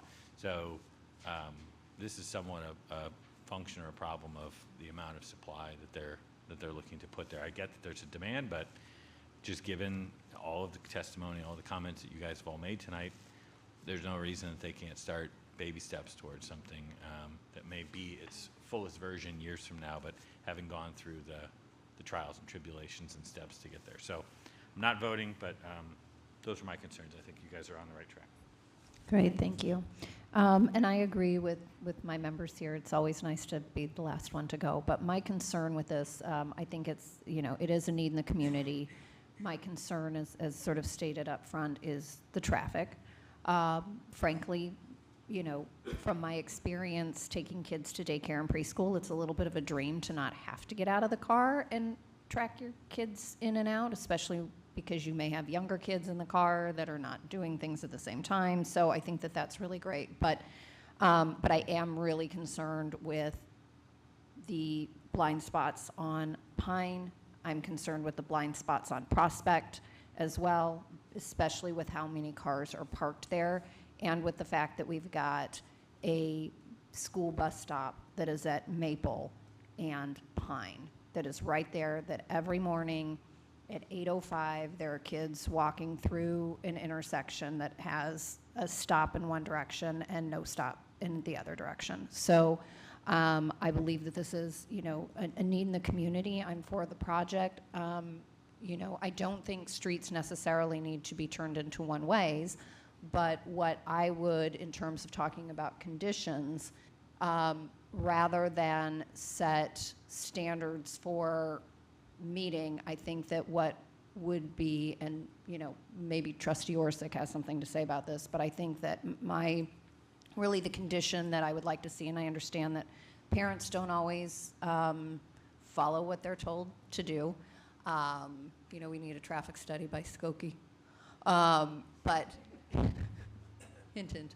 But I do think that there should be a defined parking plan that is submitted with this application as you move forward that is going to be how you initially tell parents that pick up and drop off needs to function, because otherwise, even an additional 10 cars at a time this is just such a bottleneck area that it is, I mean, it's dangerous. And I don't, you know, my issue with waiting to sort of let's reassess here and there is that once it's up and running, we're sort of already, people are in patterns and things are happening, and we have a potential for something that's really uncomfortable. So if we're talking about approving this with conditions, that would be the way that gives them some flexibility, but that also, I think, sort of eases our minds in terms of what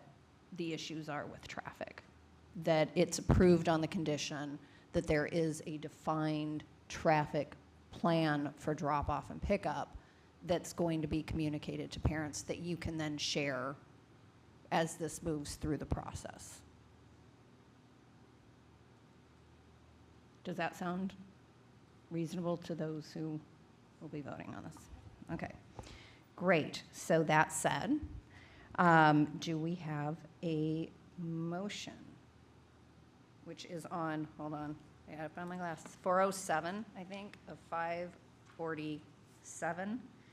And again, with the comment on the condition that would be placed on this approval.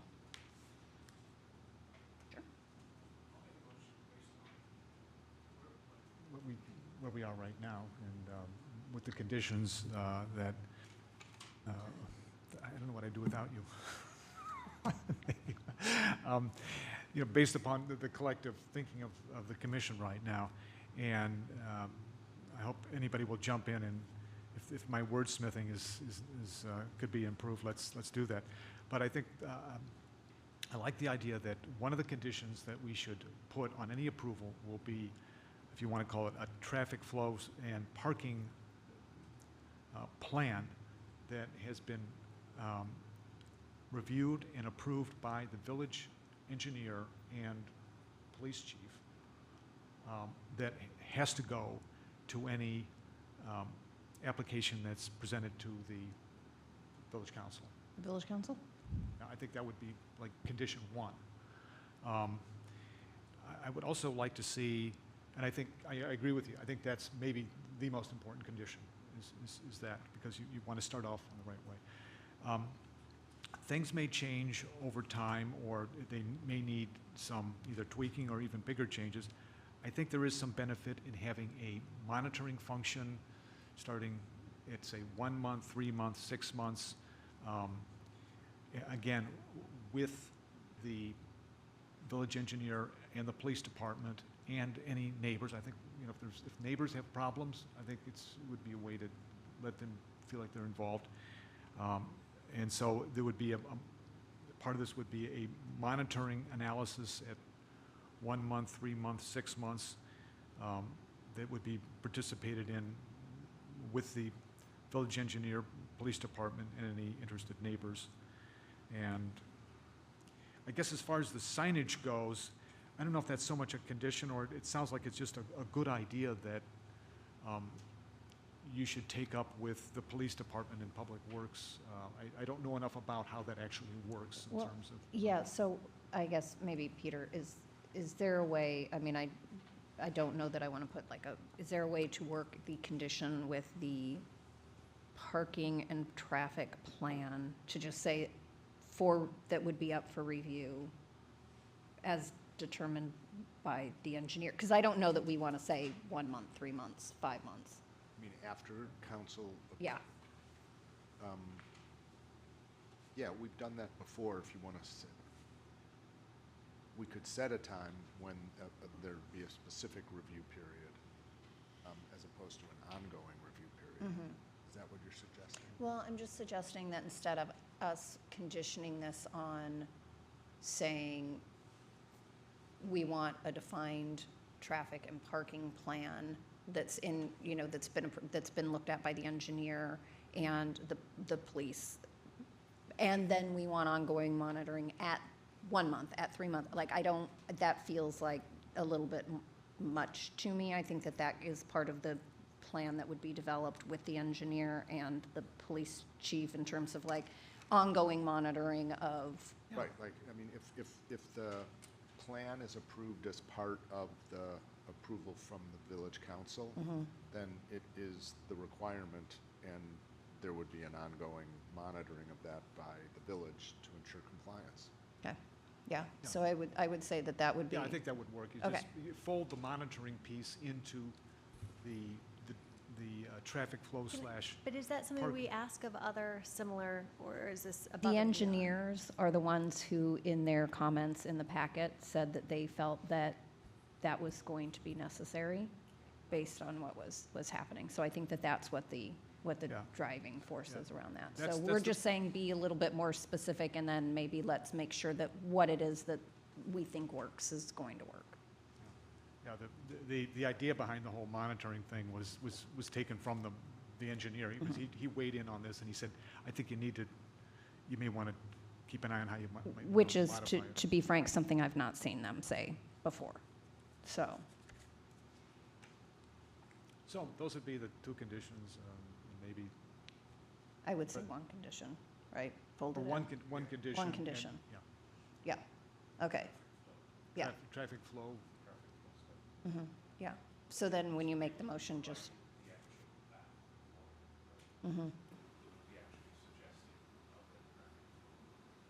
Yes, so it would be in conjunction, they would be working on it together, and they would be determining when it needs to be reassessed and when it needs to be evaluated, as opposed to us putting some type of arbitrary, yes.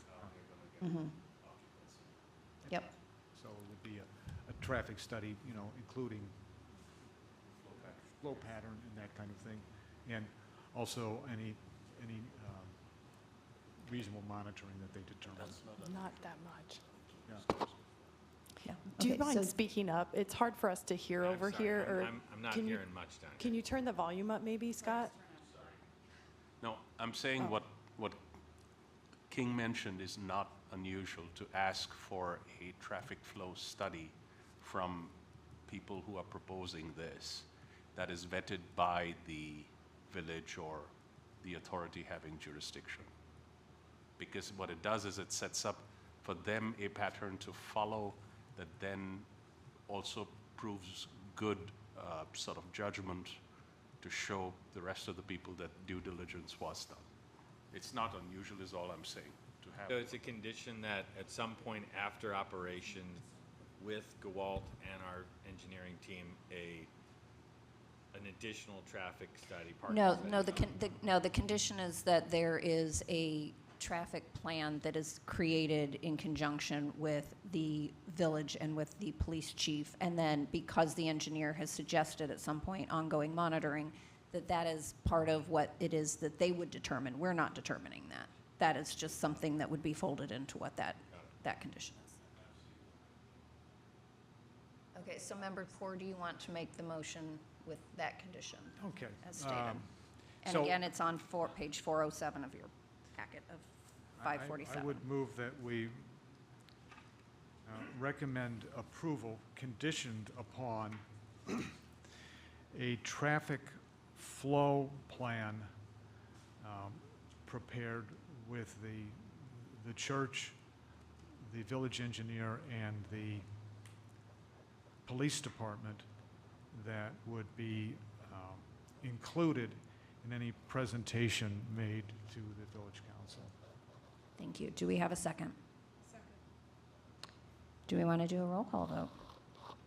Member Poor, Yes. Member Case, Yes. Member Subwala, Yes. Member Ank, Yes. Member Van Vlack, Yes. and Chair Danley. Yes. All right, so the motion has passed. Thank you so much. We appreciate all of your time and thoughtful presentation. Village staff will let you know give you any information on any next steps. So thank you again. And we look forward to seeing the daycare center in our village. Thank you. All right. So we are going to have one of our members depart. And while we do that, our final item on tonight's agenda is case number 25-16-SD, which is 936 Sunset Road, which is an amended application seeking approval of a final plat of subdivision with a couple of different variations. So I'm going to turn it over to staff for the presentation.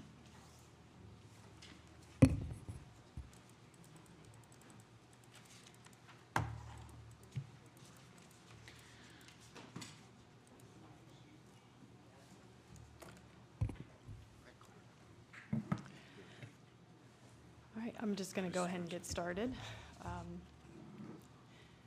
So this evening, you're holding a public hearing on this amended application for which the Village Council does have final jurisdiction. Some of you may recall at the September meeting, the commission considered a different request, the applicant's initial request to subdivide the two existing lots into two buildable lots. That request required zoning variations from the lot area and rectangular area requirements for the proposed Lot 2. After hearing from the applicant and receiving letters from 5 neighbors, the commission did discuss this request, obviously. Some members noted that the zoning relief requested was minimal, and that increasing the lot area of proposed Lot 2 to comply with the zoning requirements would in turn require proposed Lot 1 to need relief from the minimum lot depth requirement. Some members also noted that the proposed subdivision would be reverting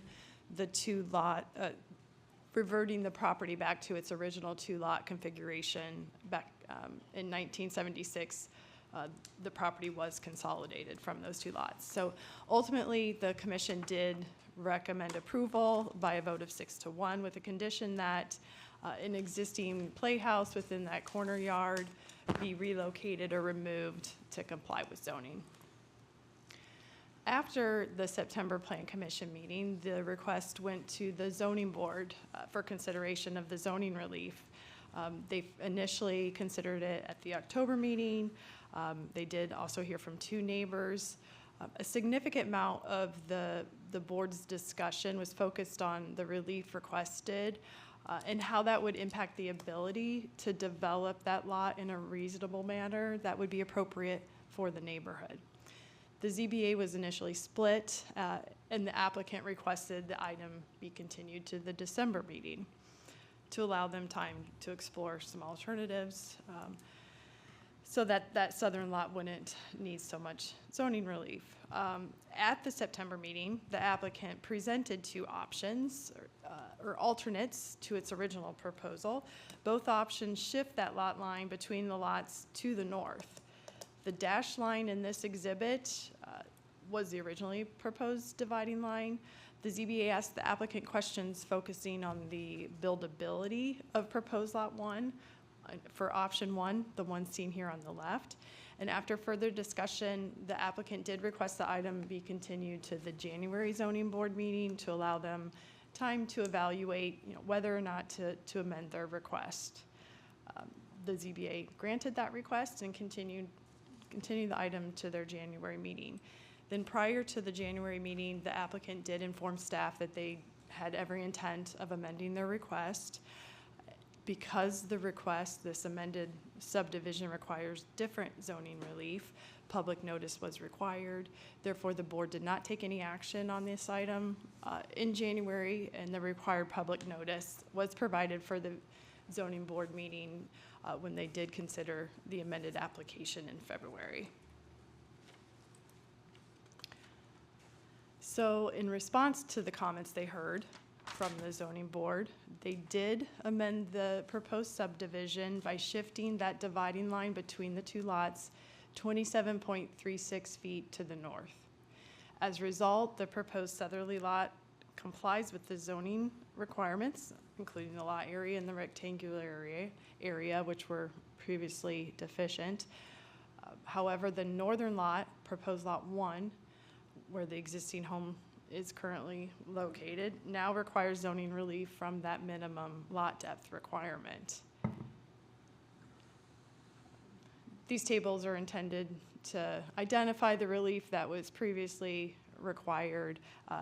The table on the left is representing the fact that now there's one zoning variation necessary for this proposed lot to have a lot depth that's just under 173 feet, whereas a minimum of 200 feet is required, so it's a variation of 13%. Additionally, the amended subdivision requires two variations from the subdivision code. One, to allow the side lot line of proposed lot 2 to abut the rear lot line of the proposed northern lot, and creation of a lot that would have a side lot line that is not perpendicular to the street for proposed lot 2. This slide is intended to kind of highlight that side lot line, that 27.36 feet, that is not perpendicular to Higginson. With respect to the setbacks and building size, the amended subdivision does not create any zoning nonconformities on proposed lot 1. However, similar to removal of the existing tennis court, there is an existing playhouse that would have to be removed or relocated to accommodate the new lot line dividing the two lots. The same three existing nonconformities that were considered by the commission in September would continue to remain. If you recall, the existing residence is non-conforming with respect to the front yard setback as well as the corner yard setback from Higginson, and then the front-facing garage door exceeds the maximum width. Hence the need for a finding of no material increased adverse impact for those pre-existing nonconformities. The existing nonconforming playhouse within that corner yard setback that the commission conditioned its previous recommendation of approval on being removed or relocated is identified here. And if, as you recall, the applicant was agreeable to that condition. So this evening, the commission is to consider whether the proposed subdivision is consistent with the comprehensive plan and whether the variations requested comply with the variation and exceptions section of the subdivision code, which is included in your agenda materials. And lastly, the commission is to consider whether the existing nonconformities that would remain and whether they're would be an increased adverse impact. So after hearing from the applicant, I don't see any members of the public here this evening. The commission may decide to continue this to a specific date if you need additional information, or consider a motion recommending approval or denial. There's a draft recommendation or language provided for you in the packet. I will note staff has not received any additional public comment since the amended plan was submitted. I have nothing further unless you have questions for staff. Thank you. Does anyone have questions for staff on this item? Yeah, I have one. Yes, Member Poor. You give a good history of, all the uses of the parcel going back to 1955, I think. And then there was a zoning case in 2014, according to the neighbors, and I also saw that was in the packet as well. Is it my understanding that the zoning board denied a request for variations to do something similar in that case? It was a similar application Yeah. compared to the initial request. Yeah. The application was eventually withdrawn, so there was never a final But determination. But there was, as I Is it- read the minutes from the 2014 ZBA meeting, it sounded like they were not Favorable to it. favorable toward That's that. correct. Yeah. And it had not proceeded to the Plan Commission. It was withdrawn prior to Plan Commission consideration. And that was because of concerns about the floodplain? The floodplain and what a new home would possibly look like Yeah. on that proposed lot. And then also, just so I'm clear, no house has ever been built on Lot 2. That's correct. Thank you. So this is where Member Bloom had actually been on zoning at the time. Member Bloom, who's not here tonight, was on zoning at the time, and my memory is that the issue with flooding had to do with something that wasn't addressed, that was going to be addressed, I think. That was my memory. Was it, maybe it was, There were a lot of questions that were focused on the engineering of the lot Yeah. and what a house would eventually look like. yeah. So I think that's what was the issue, is that there was additional information that they needed on that. Are there any other questions for staff at this point? Nope. All right. Thank you, Anne. So we are going to go ahead and call up the petitioner for this item. Can anyone who's going to speak please stand up? Why not? Do you affirm that the testimony you are about to give will be truthful and complete? Yes. Thank you so much. And then if you do end up addressing the body, if you could just state your first and last name. Thank you.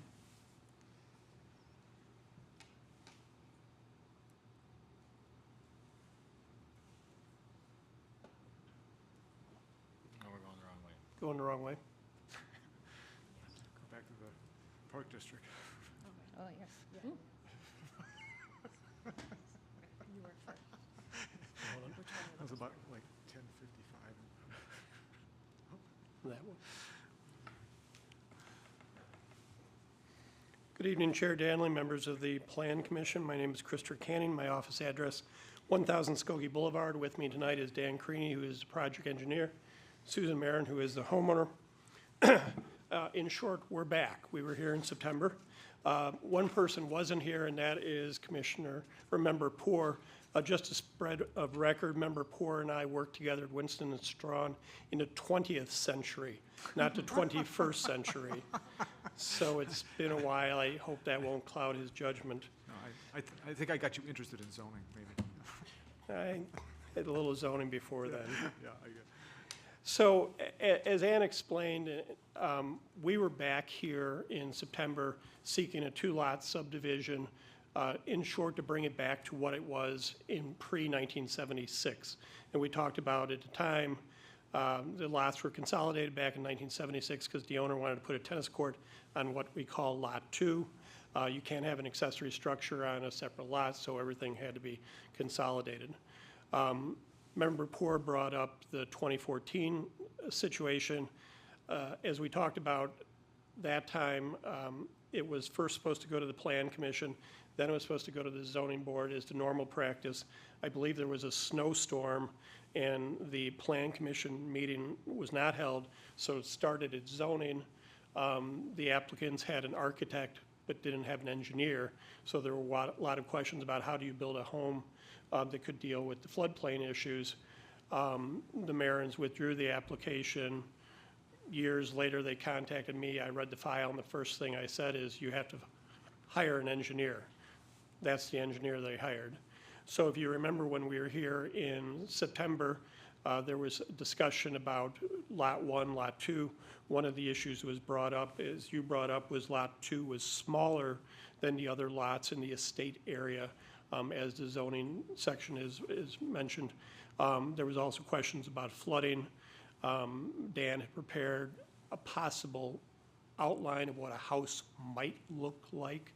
The Plan Commission heard the evidence and voted to approve the plan, and we went over to the zoning board. And the zoning board asked us questions, and what they really wanted us to drill down on was, how do you meet the minimum rectangular area on Lot 2? So again, went back to the drawing board with Dan, and as you saw in Ann's presentation, we went back to the zoning board with two options, both of them requiring moving the proposed lot line north either 27 feet or even further to get that minimum rectangular area on Lot 2. We went back and forth. At the time, we took feedback. We didn't make a decision. We requested a continuance. We talked about it internally, and we decided to go with what we call option 1, or what is the amended plan here tonight. We went to the zoning board. There was notice given to the public. There was no feedback from any of the neighbors. We went before the Zoning Board of Appeals. The zoning board gave a positive recommendation, but it has to come back to you for the zoning variations. In terms of subdivision variations, with respect to the subdivision variations, there's two subdivision variations before you. One is the side lot line of proposed Lot 2 to abut the rear lot line of proposed Lot 1. In effect, that was the same subdivision variation that we had back in September that you voted for. Candidly, it's the same condition that exists today with 936 Sunset. Its rear lot abuts a side lot, so nothing really changes there. The new subdivision variation is the creation of a lot with a side lot line that is not perpendicular to the street line.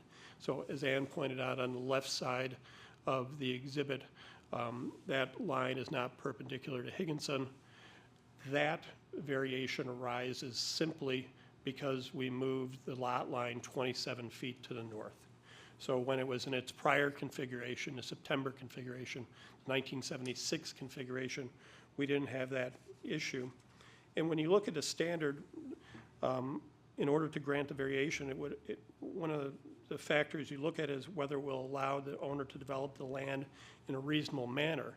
And I think by working, taking into account the comments from the zoning board, I think it does allow the owner to make a reasonable use. It does allow Lot 2 to meet the lot area, which was a concern at the first set of meetings. It does allow Lot 2 to meet the minimum rectangular area. Lot 1, we already know meets the lot area. We know it meets the rectangular buildable area. So we believe that we've met the standards of review with respect to the side lot line not being perpendicular, to the street line. And then finally, as Ann pointed out, we're asking for a finding of no material increased adverse impact. The same issues that existed back in September that you found no material adverse impact still exist in this application. Nothing's changed. There was discussion both at the Plan Commission and the Zoning Board about removing or relocating the playhouse. The Marins are completely fine with that. The two side yard setback variations are de minimis. One I think is about 6 inches, one's about 1 inch, and one is related to the size of the existing garage doors on the home at 936. So take it into consideration, the way the plan has changed, the way the items that will exist on Lot 1 and won't be changed, and therefore there should be no material adverse impact. We would ask that you return a positive recommendation to the Village Council on our new amended subdivision plan. And we're available to answer any questions either from Susan as the homeowner, Dan as the engineer, or me on anything else. Thank you, Mr. Canning. And we appreciate your responsiveness to concerns that were raised by prior bodies. Does anyone on the Plan Commission have questions for the petitioner at this time? Member I Port? wasn't here in September, so I'm catching up, so so as I see in the proposals, there's the side lot line abutting the rear lot line. That's listed as a variation as well, is that? Correct. That's part, yeah. And that same issue existed in September if it went back to its pre-1976 configuration. Yeah. And then So there's- if maybe, Okay. And then there's also this, the less than the 200 foot depth that is required for R2 has also, that's part of the new Lot 1, is that correct? yes, so up on the screen is, on the left side is the September meeting proposed configuration. So if you look at the east-west line, that needed a variation back in September for the rear lot line abutting a side lot line. Okay? Back in September, Lot 1 did not need the lot depth variation. It was conforming. The problem was Lot 2 had two issues. One was that it was smaller than a minimum lot area. It did not meet the minimum lot area, and it did not meet the minimum rectangular buildable area. So when we went to the zoning board challenged us to try to figure out how to make Lot 2 meet lot area and meet minimum rectangular buildable area. But in order to do so, the two options that you see up on the screen, those were ways that we looked at moving the lot line from the first application, the original application. See how the lot line moves north on option 1 and way further north on option 2. In both cases, it allows Lot 2 to meet the minimum lot area and meet lot rectangular buildable area. But in each case, it makes Lot 1 shorter and therefore creates the need for the lot depth variation, which was addressed at the zoning board. So is that's still something that we have to pass on to? No. So that's already been decided. Yes.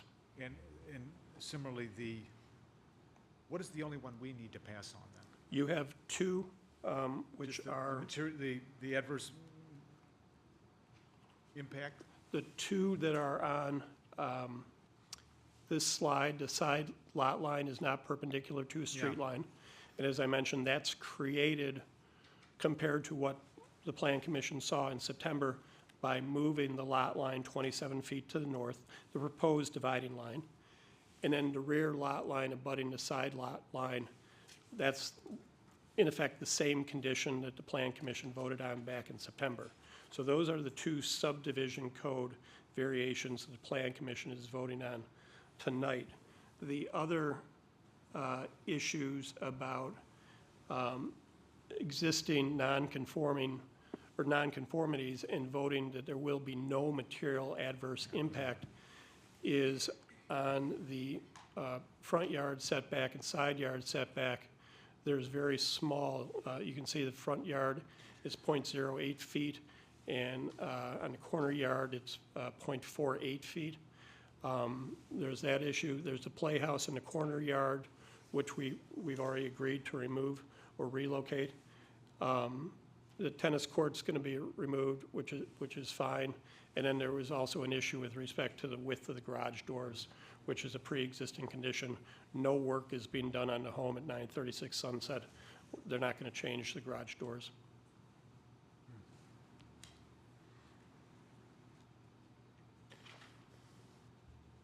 So outside of, in addition to the no material adverse increase, it's just the, not perpendicular, no, it's the abutting the rear lot line, and that's the, and the first one, but the first one's already been taken care of by the ZBA, is that correct? No, no, no. To be No. clear, No. the Plan Commission is also considering the variation for the lot depth. Oh, The subdivision does require okay. all proposed lots to comply I mean, with the there's, zo- in your, there's three things, it sounds like Yes. there's, but we have to consider all three then. Right, Yes. we Okay. consider all I three. was- So I think that was- I think that what he's pointing out is that of the things that we had already Okay, approved, yes.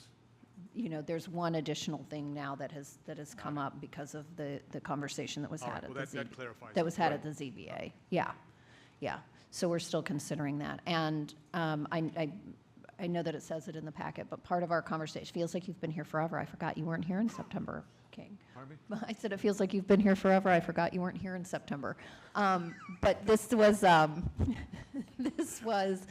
this plot of land was originally 2 lots at one point in time. So, all right, does anybody have any other questions for the petitioner?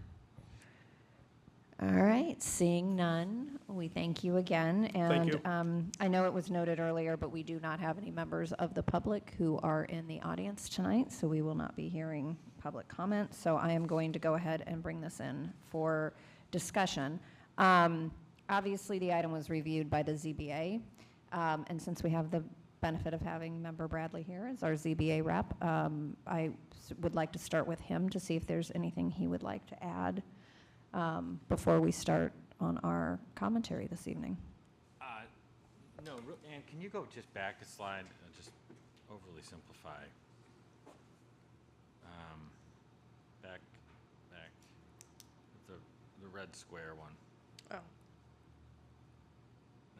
not that one? No, it's got it in the, it's got us in the back. Yep, Oh, there we go. thank you, okay. All right, so, we were weighing having to approve 2 variations on Lot 2 rather than 1 variation on Lot 1. Lot 2, the southern lot here, the way that it was originally presented is putting it back into the place it was when they first subdivided the lot, so they could put the tennis courts on there.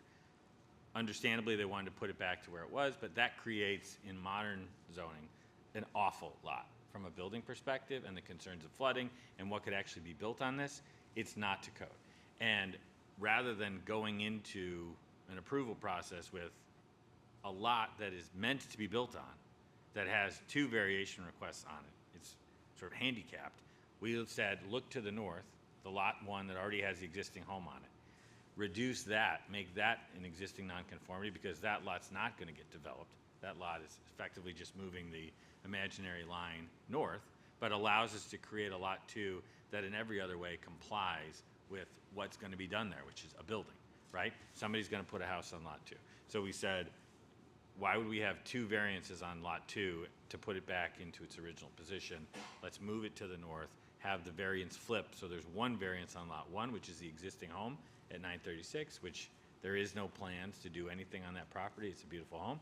It'll stay there. But we give to what's conceivably going to be the build a more perfect lot as it relates to zoning for the purposes of what they're going to do on it. So that was what we asked them to do. That's what they thoughtfully came back with. Yes, it requires a 200-foot variation on the minimum lot depth on lot 1, but again, this is an existing home. That lot is essentially set. What we've created, hopefully, is an otherwise buildable lot by way of what's practically possible, and we don't have to stretch imagination with engineers or conceive of some, just BS house that might be able to be put there that somebody might be willing to buy at some point down the road. This is an otherwise compliant lot, so it should, if other, they follow it to the letter of the laws in terms of what's buildable there, it should be able to put a home commensurate with the zoning that's there. So that's how we voted, and yeah, that's it. Yeah, and we had a big, robust conversation because there was concern that that lot, whatever house you would be putting on there, is going to be just kind of chaotic and difficult to envision. So I think that, from my perspective, this is a better solution. And we do often see these types of variations that come in front of us that end up being created because zoning rules and different things get changed over the years. So at this point in time, I don't have any problems with this as it's being presented. So I will go ahead and start. I'll start on the left. Member Van Vleck, comments? I think this is a great second round. I have no concerns or issues with it. I'm in favor of this as it's laid out. Thank you. Member Eng? I agree. I think that we came to terms with the previous version, and this is better than that, so I have no problems with it. Thank you. Member Smawala? None. Member Poor? Okay, well, I'm starting with this fresh, and I appreciate all the work that has been done before now. And my problem with the application is that there's certain things that just you can't avoid, and one of them is that this application is, what's driving it is you're going to build a house on a floodplain, and I've seen the pictures from the neighbors about what happens on Lot 2 when it floods, and all the different concerns of the neighbors. There's 5 different neighbors who have presented a rather detailed discussion of their concerns and why this is something that's really going to harm their interests in their properties, and especially as it relates to the flooding. And so that's one thing. And I think the other thing you can't avoid is that when we're talking about, well, we're just going to put this back to where it was in 1976 before it was divided. Well, a lot has changed in the 50 years since this was divided in 1976. Winnetka is different in terms of, and the world is different in terms of the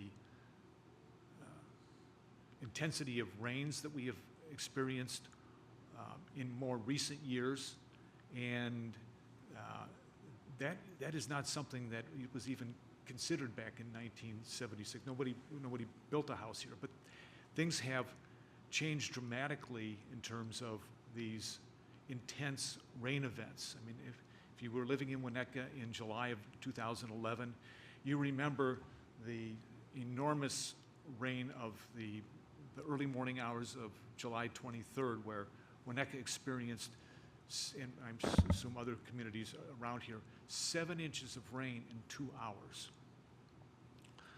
And in more recent years, there was another one, a big event in 2013.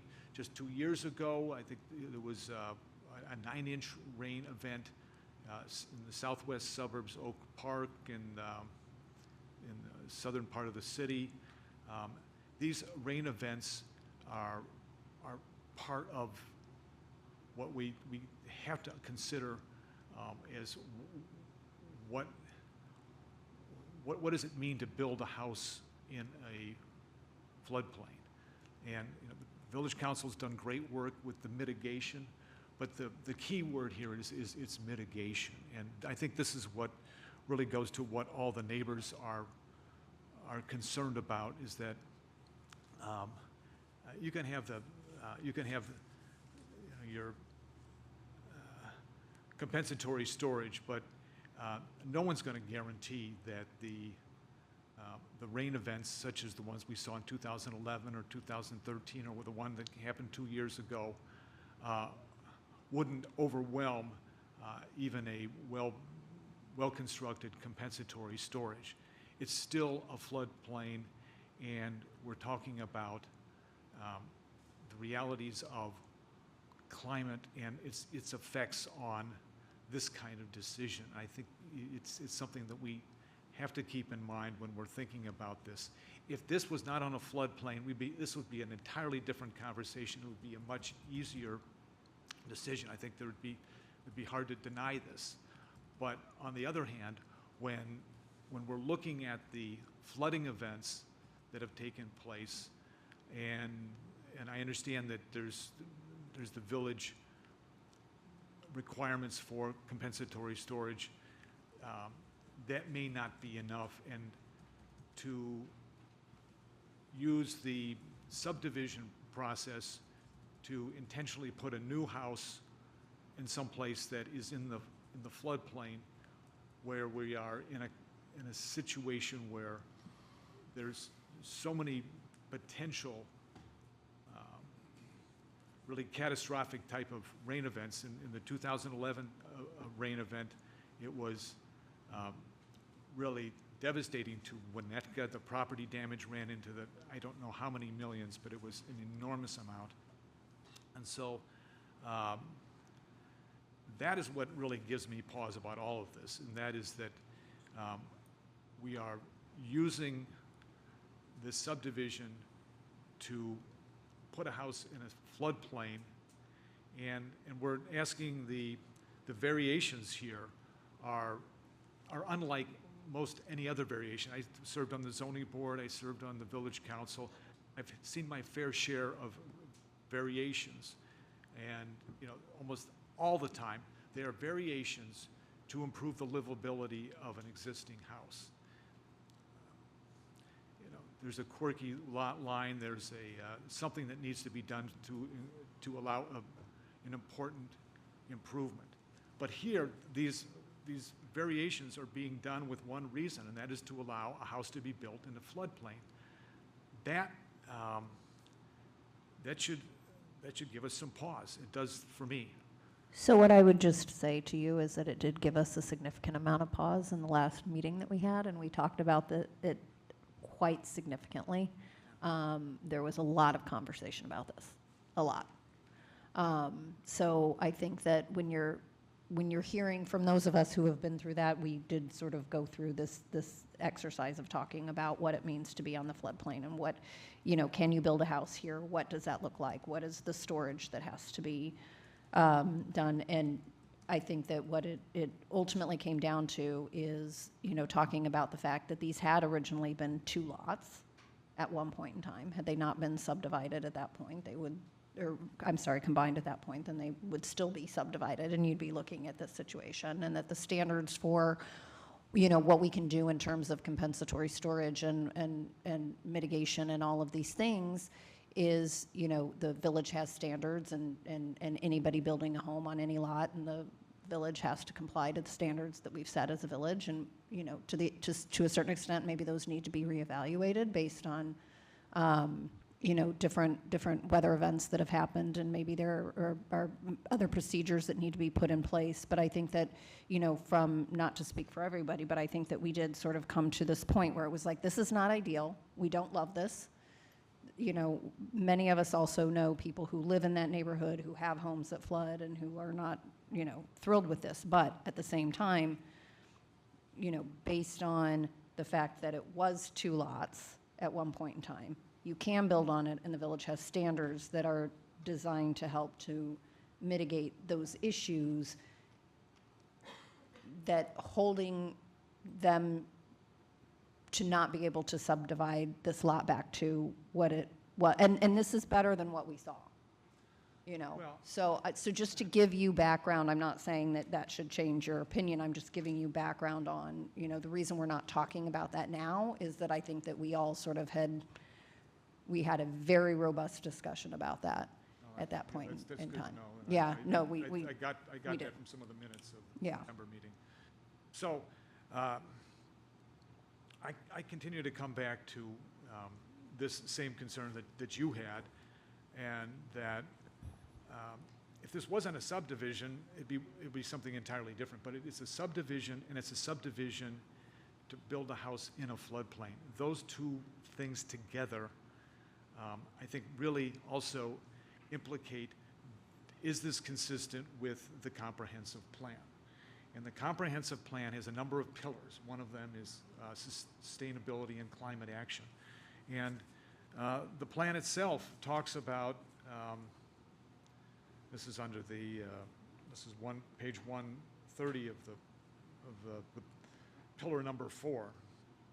Use and distribute water efficiently, equitably, sustainably, protect and improve water quality, and optimize the use of natural and built systems to manage storm water.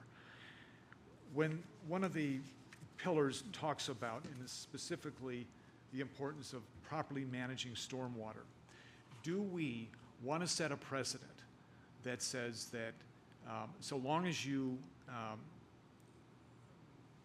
meet the requirements for compensatory storage, then the fact that you're building a house in a floodplain is part of a subdivision, you can subdivide and build a house in a floodplain so long as you do that.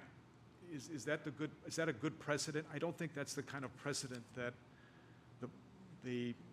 this pillar was envisioning right here. So Could I I think that we weren't thinking about it as setting a precedent because it had originally been 2 lots.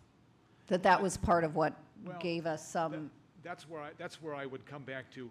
Whatever happened in 1976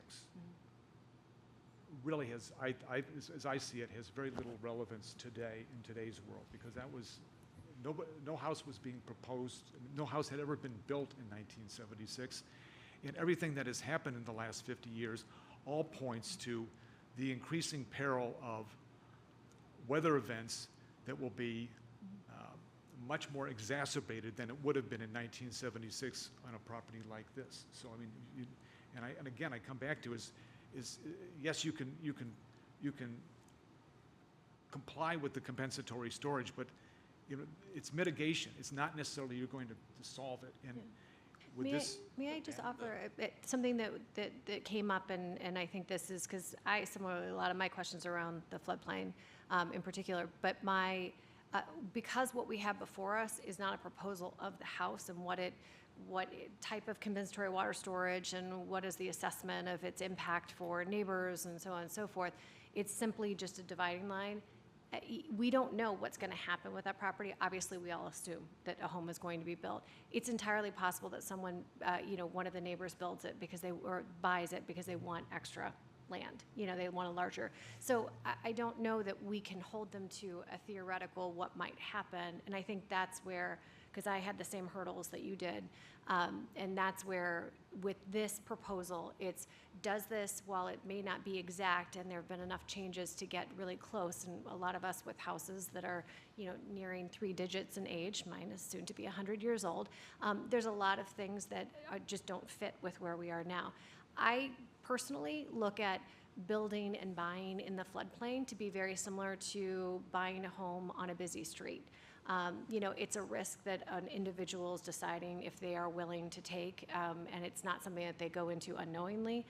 So that piece of it, though, is more down the road in my mind, that if that comes forward to us with like a special use case for the building, then that's when we address it. I totally understand all your concerns about it, though, but again, we don't know. Again, maybe a neighbor is going to buy it just to expand there. right, well, I understand we don't know, and it's hypothetical, but what we're talking about is allowing a house to be built there. I think that's something we have to still consider, that a house, because of this subdivision, a house may be built, and it's very likely that it will be. So that's where I keep coming back. Could this really be consistent with the pillar 4 of the comprehensive plan? From an urban planning perspective and from just sort of the zoning, it's a compliant lot. So like, I don't, while I appreciate, right, things have changed since 1976, there is and has been a lot of, now that I've built my McMansion, now that I've consolidated lots and built something that really doesn't belong in this area by zone, because we have minimums, but we don't have maximums, we have enormous homes that are in these areas that are saying, no more, please. Now that I've built mine, no more, please. And lot 2 will be a compliant lot for the purposes of development. We don't know what will be developed there. We have officials, we have standards, we have in the floodplain, heightened situations in terms of insurance and what needs to be in place in order to build there. That is not, in my estimation, our remit right now. And I appreciate that you're bringing it back to the comprehensive plan. And you're right, there are pillars that speak to that. But where I'm hearing you edge toward is, as it relates to the floodplain or climate change more generally, we should be looking against development of any kind in this area, except for what's already there. And I would point to other pillars that say we're looking for diversity of housing stock, and where we're seeing a lot of lot consolidations in order to build homes that don't comport with the zoning that we expect to be there. I'm seeing a lot of R3, R4 homes in the R5 area. I'm starting to see more R1s, R2s in the R3 area. There's a lot of bigger and a lot of consolidation, which is hurting our inventory. This is one that's going the other direction in terms of creating a new PIN, a new family, a new opportunity for diverse housing. I appreciate the concerns with where it is, but I think that the engineers, builders, the department that needs to oversee how that is done would do so in a way that would ensure that we're not contributing more to this calamity of the rising waters there. But I appreciate. And yeah. if I could just add on to that, 25% of Winnetka homes are in the floodplain. So, you know, saying it's in the floodplain and we have bad rain and so we should stop is a little bit beyond where we are as this body, where you are. And what I had asked at the last discussion, and it was a bit of a rhetorical question because no one has an answer, but there has been a huge investment in resources to try to mitigate some of the flooding issues. We haven't had another rain like 2011 to be, since that's been in place, to be able to prove validate its ability to move water underground and away from homes. We certainly can't bank on that being the solution. And again, it's a risk that people take. But, and I didn't say this last time, but I can't help but wonder if, while neighbors, I can understand, would potentially not want this to be developed because this is where the water from their property goes because it is a low-lying area. We cannot, shackle homeowners to, you have to continue paying for the property tax of this property that you want to subdivide back to its original, just because it's effectively natural compensatory water storage. That's a huge ask for us to place on the homeowners because the taxes for that parcel of land, I'm sure, are not minor. And so while I didn't say it the last one, that's where my head kind of goes to with this as well. With if we were to not allow, that does shackle them to that piece for the rationale of its storing water for neighbors. And yes, we've seen the pictures, and I live in the general area, so I know that there's flooding. But again, it's a personal risk people take.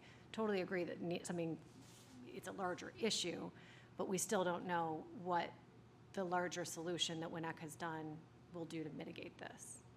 And the irony, I'm sorry to talk over you, the irony is that it was the village that required a lot consolidation in the first place to allow for the tennis court to be put there. If the tennis court that you can see on the screen here, that's the reason that the lots were consolidated in the first place. Otherwise, the original Marin architecture had this lot line right here, which you can see its sort of mirror on the other side of Higgins Lane, right? Like, that's what would have been in effect had the village not required the consolidation of the lots in order for them to put the tennis courts on the property. So if we're talking about precedent setting, I certainly can understand it's heightened and it's floodplain and it's all the things you were talking about. In this instance, it really is correcting something that was put to them so that they could have a tennis court on the facility a long time ago. Because the water doesn't appreciate the lot line, right? At the end of the day, the water's not like, oh, can't get over there now. We've now crossed the imaginary line. But I don't know. I still don't put a lot of weight on what happened or didn't happen in 1976. I think so much has changed since then. But I mean, you make the points that it's they've done what the village requires in that way, in terms of they will have to do that if somebody builds a house there. But is this good precedent going forward to say, especially when you have this is not just in the floodplain. This is, you can see how it floods by these photographs. And so, I note in the minutes from September, Commissioner Alt voted against this because of his concerns with, it describes as the precedent that it would set. And I share those same concerns. So, and I think in terms of, what's the actual criteria that I think is not satisfied, I don't think it satisfies, I don't think it's consistent with the comprehensive plan. All right, thank you. I think But let me yes. just add too, I wouldn't be here except for the fact that I am the Environmental and Forestry Commission rep, so I guess I've done what I need to do. You have. You're on the record when it comes up. No laughing matter. Yes. So don't, I want that to You've be done clear. your job. I want that to be clear for the record. Yes, absolutely. And I know you're not voting. Even though I'll be alone on this one, but. You can be alone. I've been alone. Okay. It's all good. But I'll look, okay. But I've said enough. I think you know where I am. Absolutely, thank you. And Trustee Orsic, I know you're not voting. Any comments? Nope. All right, so I do think that we have consensus to take, to present a motion. So it looks like we have a motion on page 272 of 547. Would anyone like to make a motion?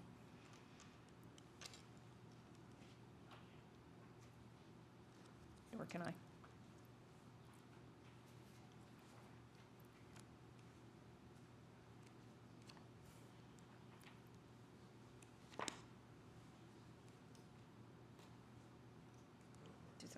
Yeah, do it. All right. Based on the comments, general comments on this topic, Oh, you know what, actually, I'm sorry. Do we want to, we had previously conditioned this on removal of the playhouse. Is that a condition that we want to continue? To observe? So that on the no material increase in adverse impact B on ours, which is required corner yard setback of 50 feet, -20, That is taking, taken off the table if we condition the removal of the playhouse, which is what we did at zoning. which is what you did. Okay, excellent. And you guys did it the last meeting. Yeah, and we did it the last one. okay, so if we make a motion to approve, recommend approval of the proposed Marin's re-subdivision final plat, subdividing the existing lot commonly known as 936 Sunset Road into 2 new lots of record as the final plat of subdivision, which subdivision requires the variations listed on page 272 of the packet. With a condition of the removal of the playhouse. Yep. Thank you. Do we have a second? Second. Can we get a roll call vote, please? Member Ank? Yes. Member Van Black? Yes. Member Subwala? Member Poor? No. Chair Danley? Yes. Motion passes. Thank you again for coming back out. We appreciate it. And again, the staff will give you information on next steps. Thank you. All right, so we already did our new business. We did our quorum check, so we can go ahead and skip that. And I think we can move straight to adjournment. Do we have a motion to So moved. adjourn? Second? Second. All in favor? Aye. Any opposed? All right, we are adjourned. Thank you, everyone. Thank you.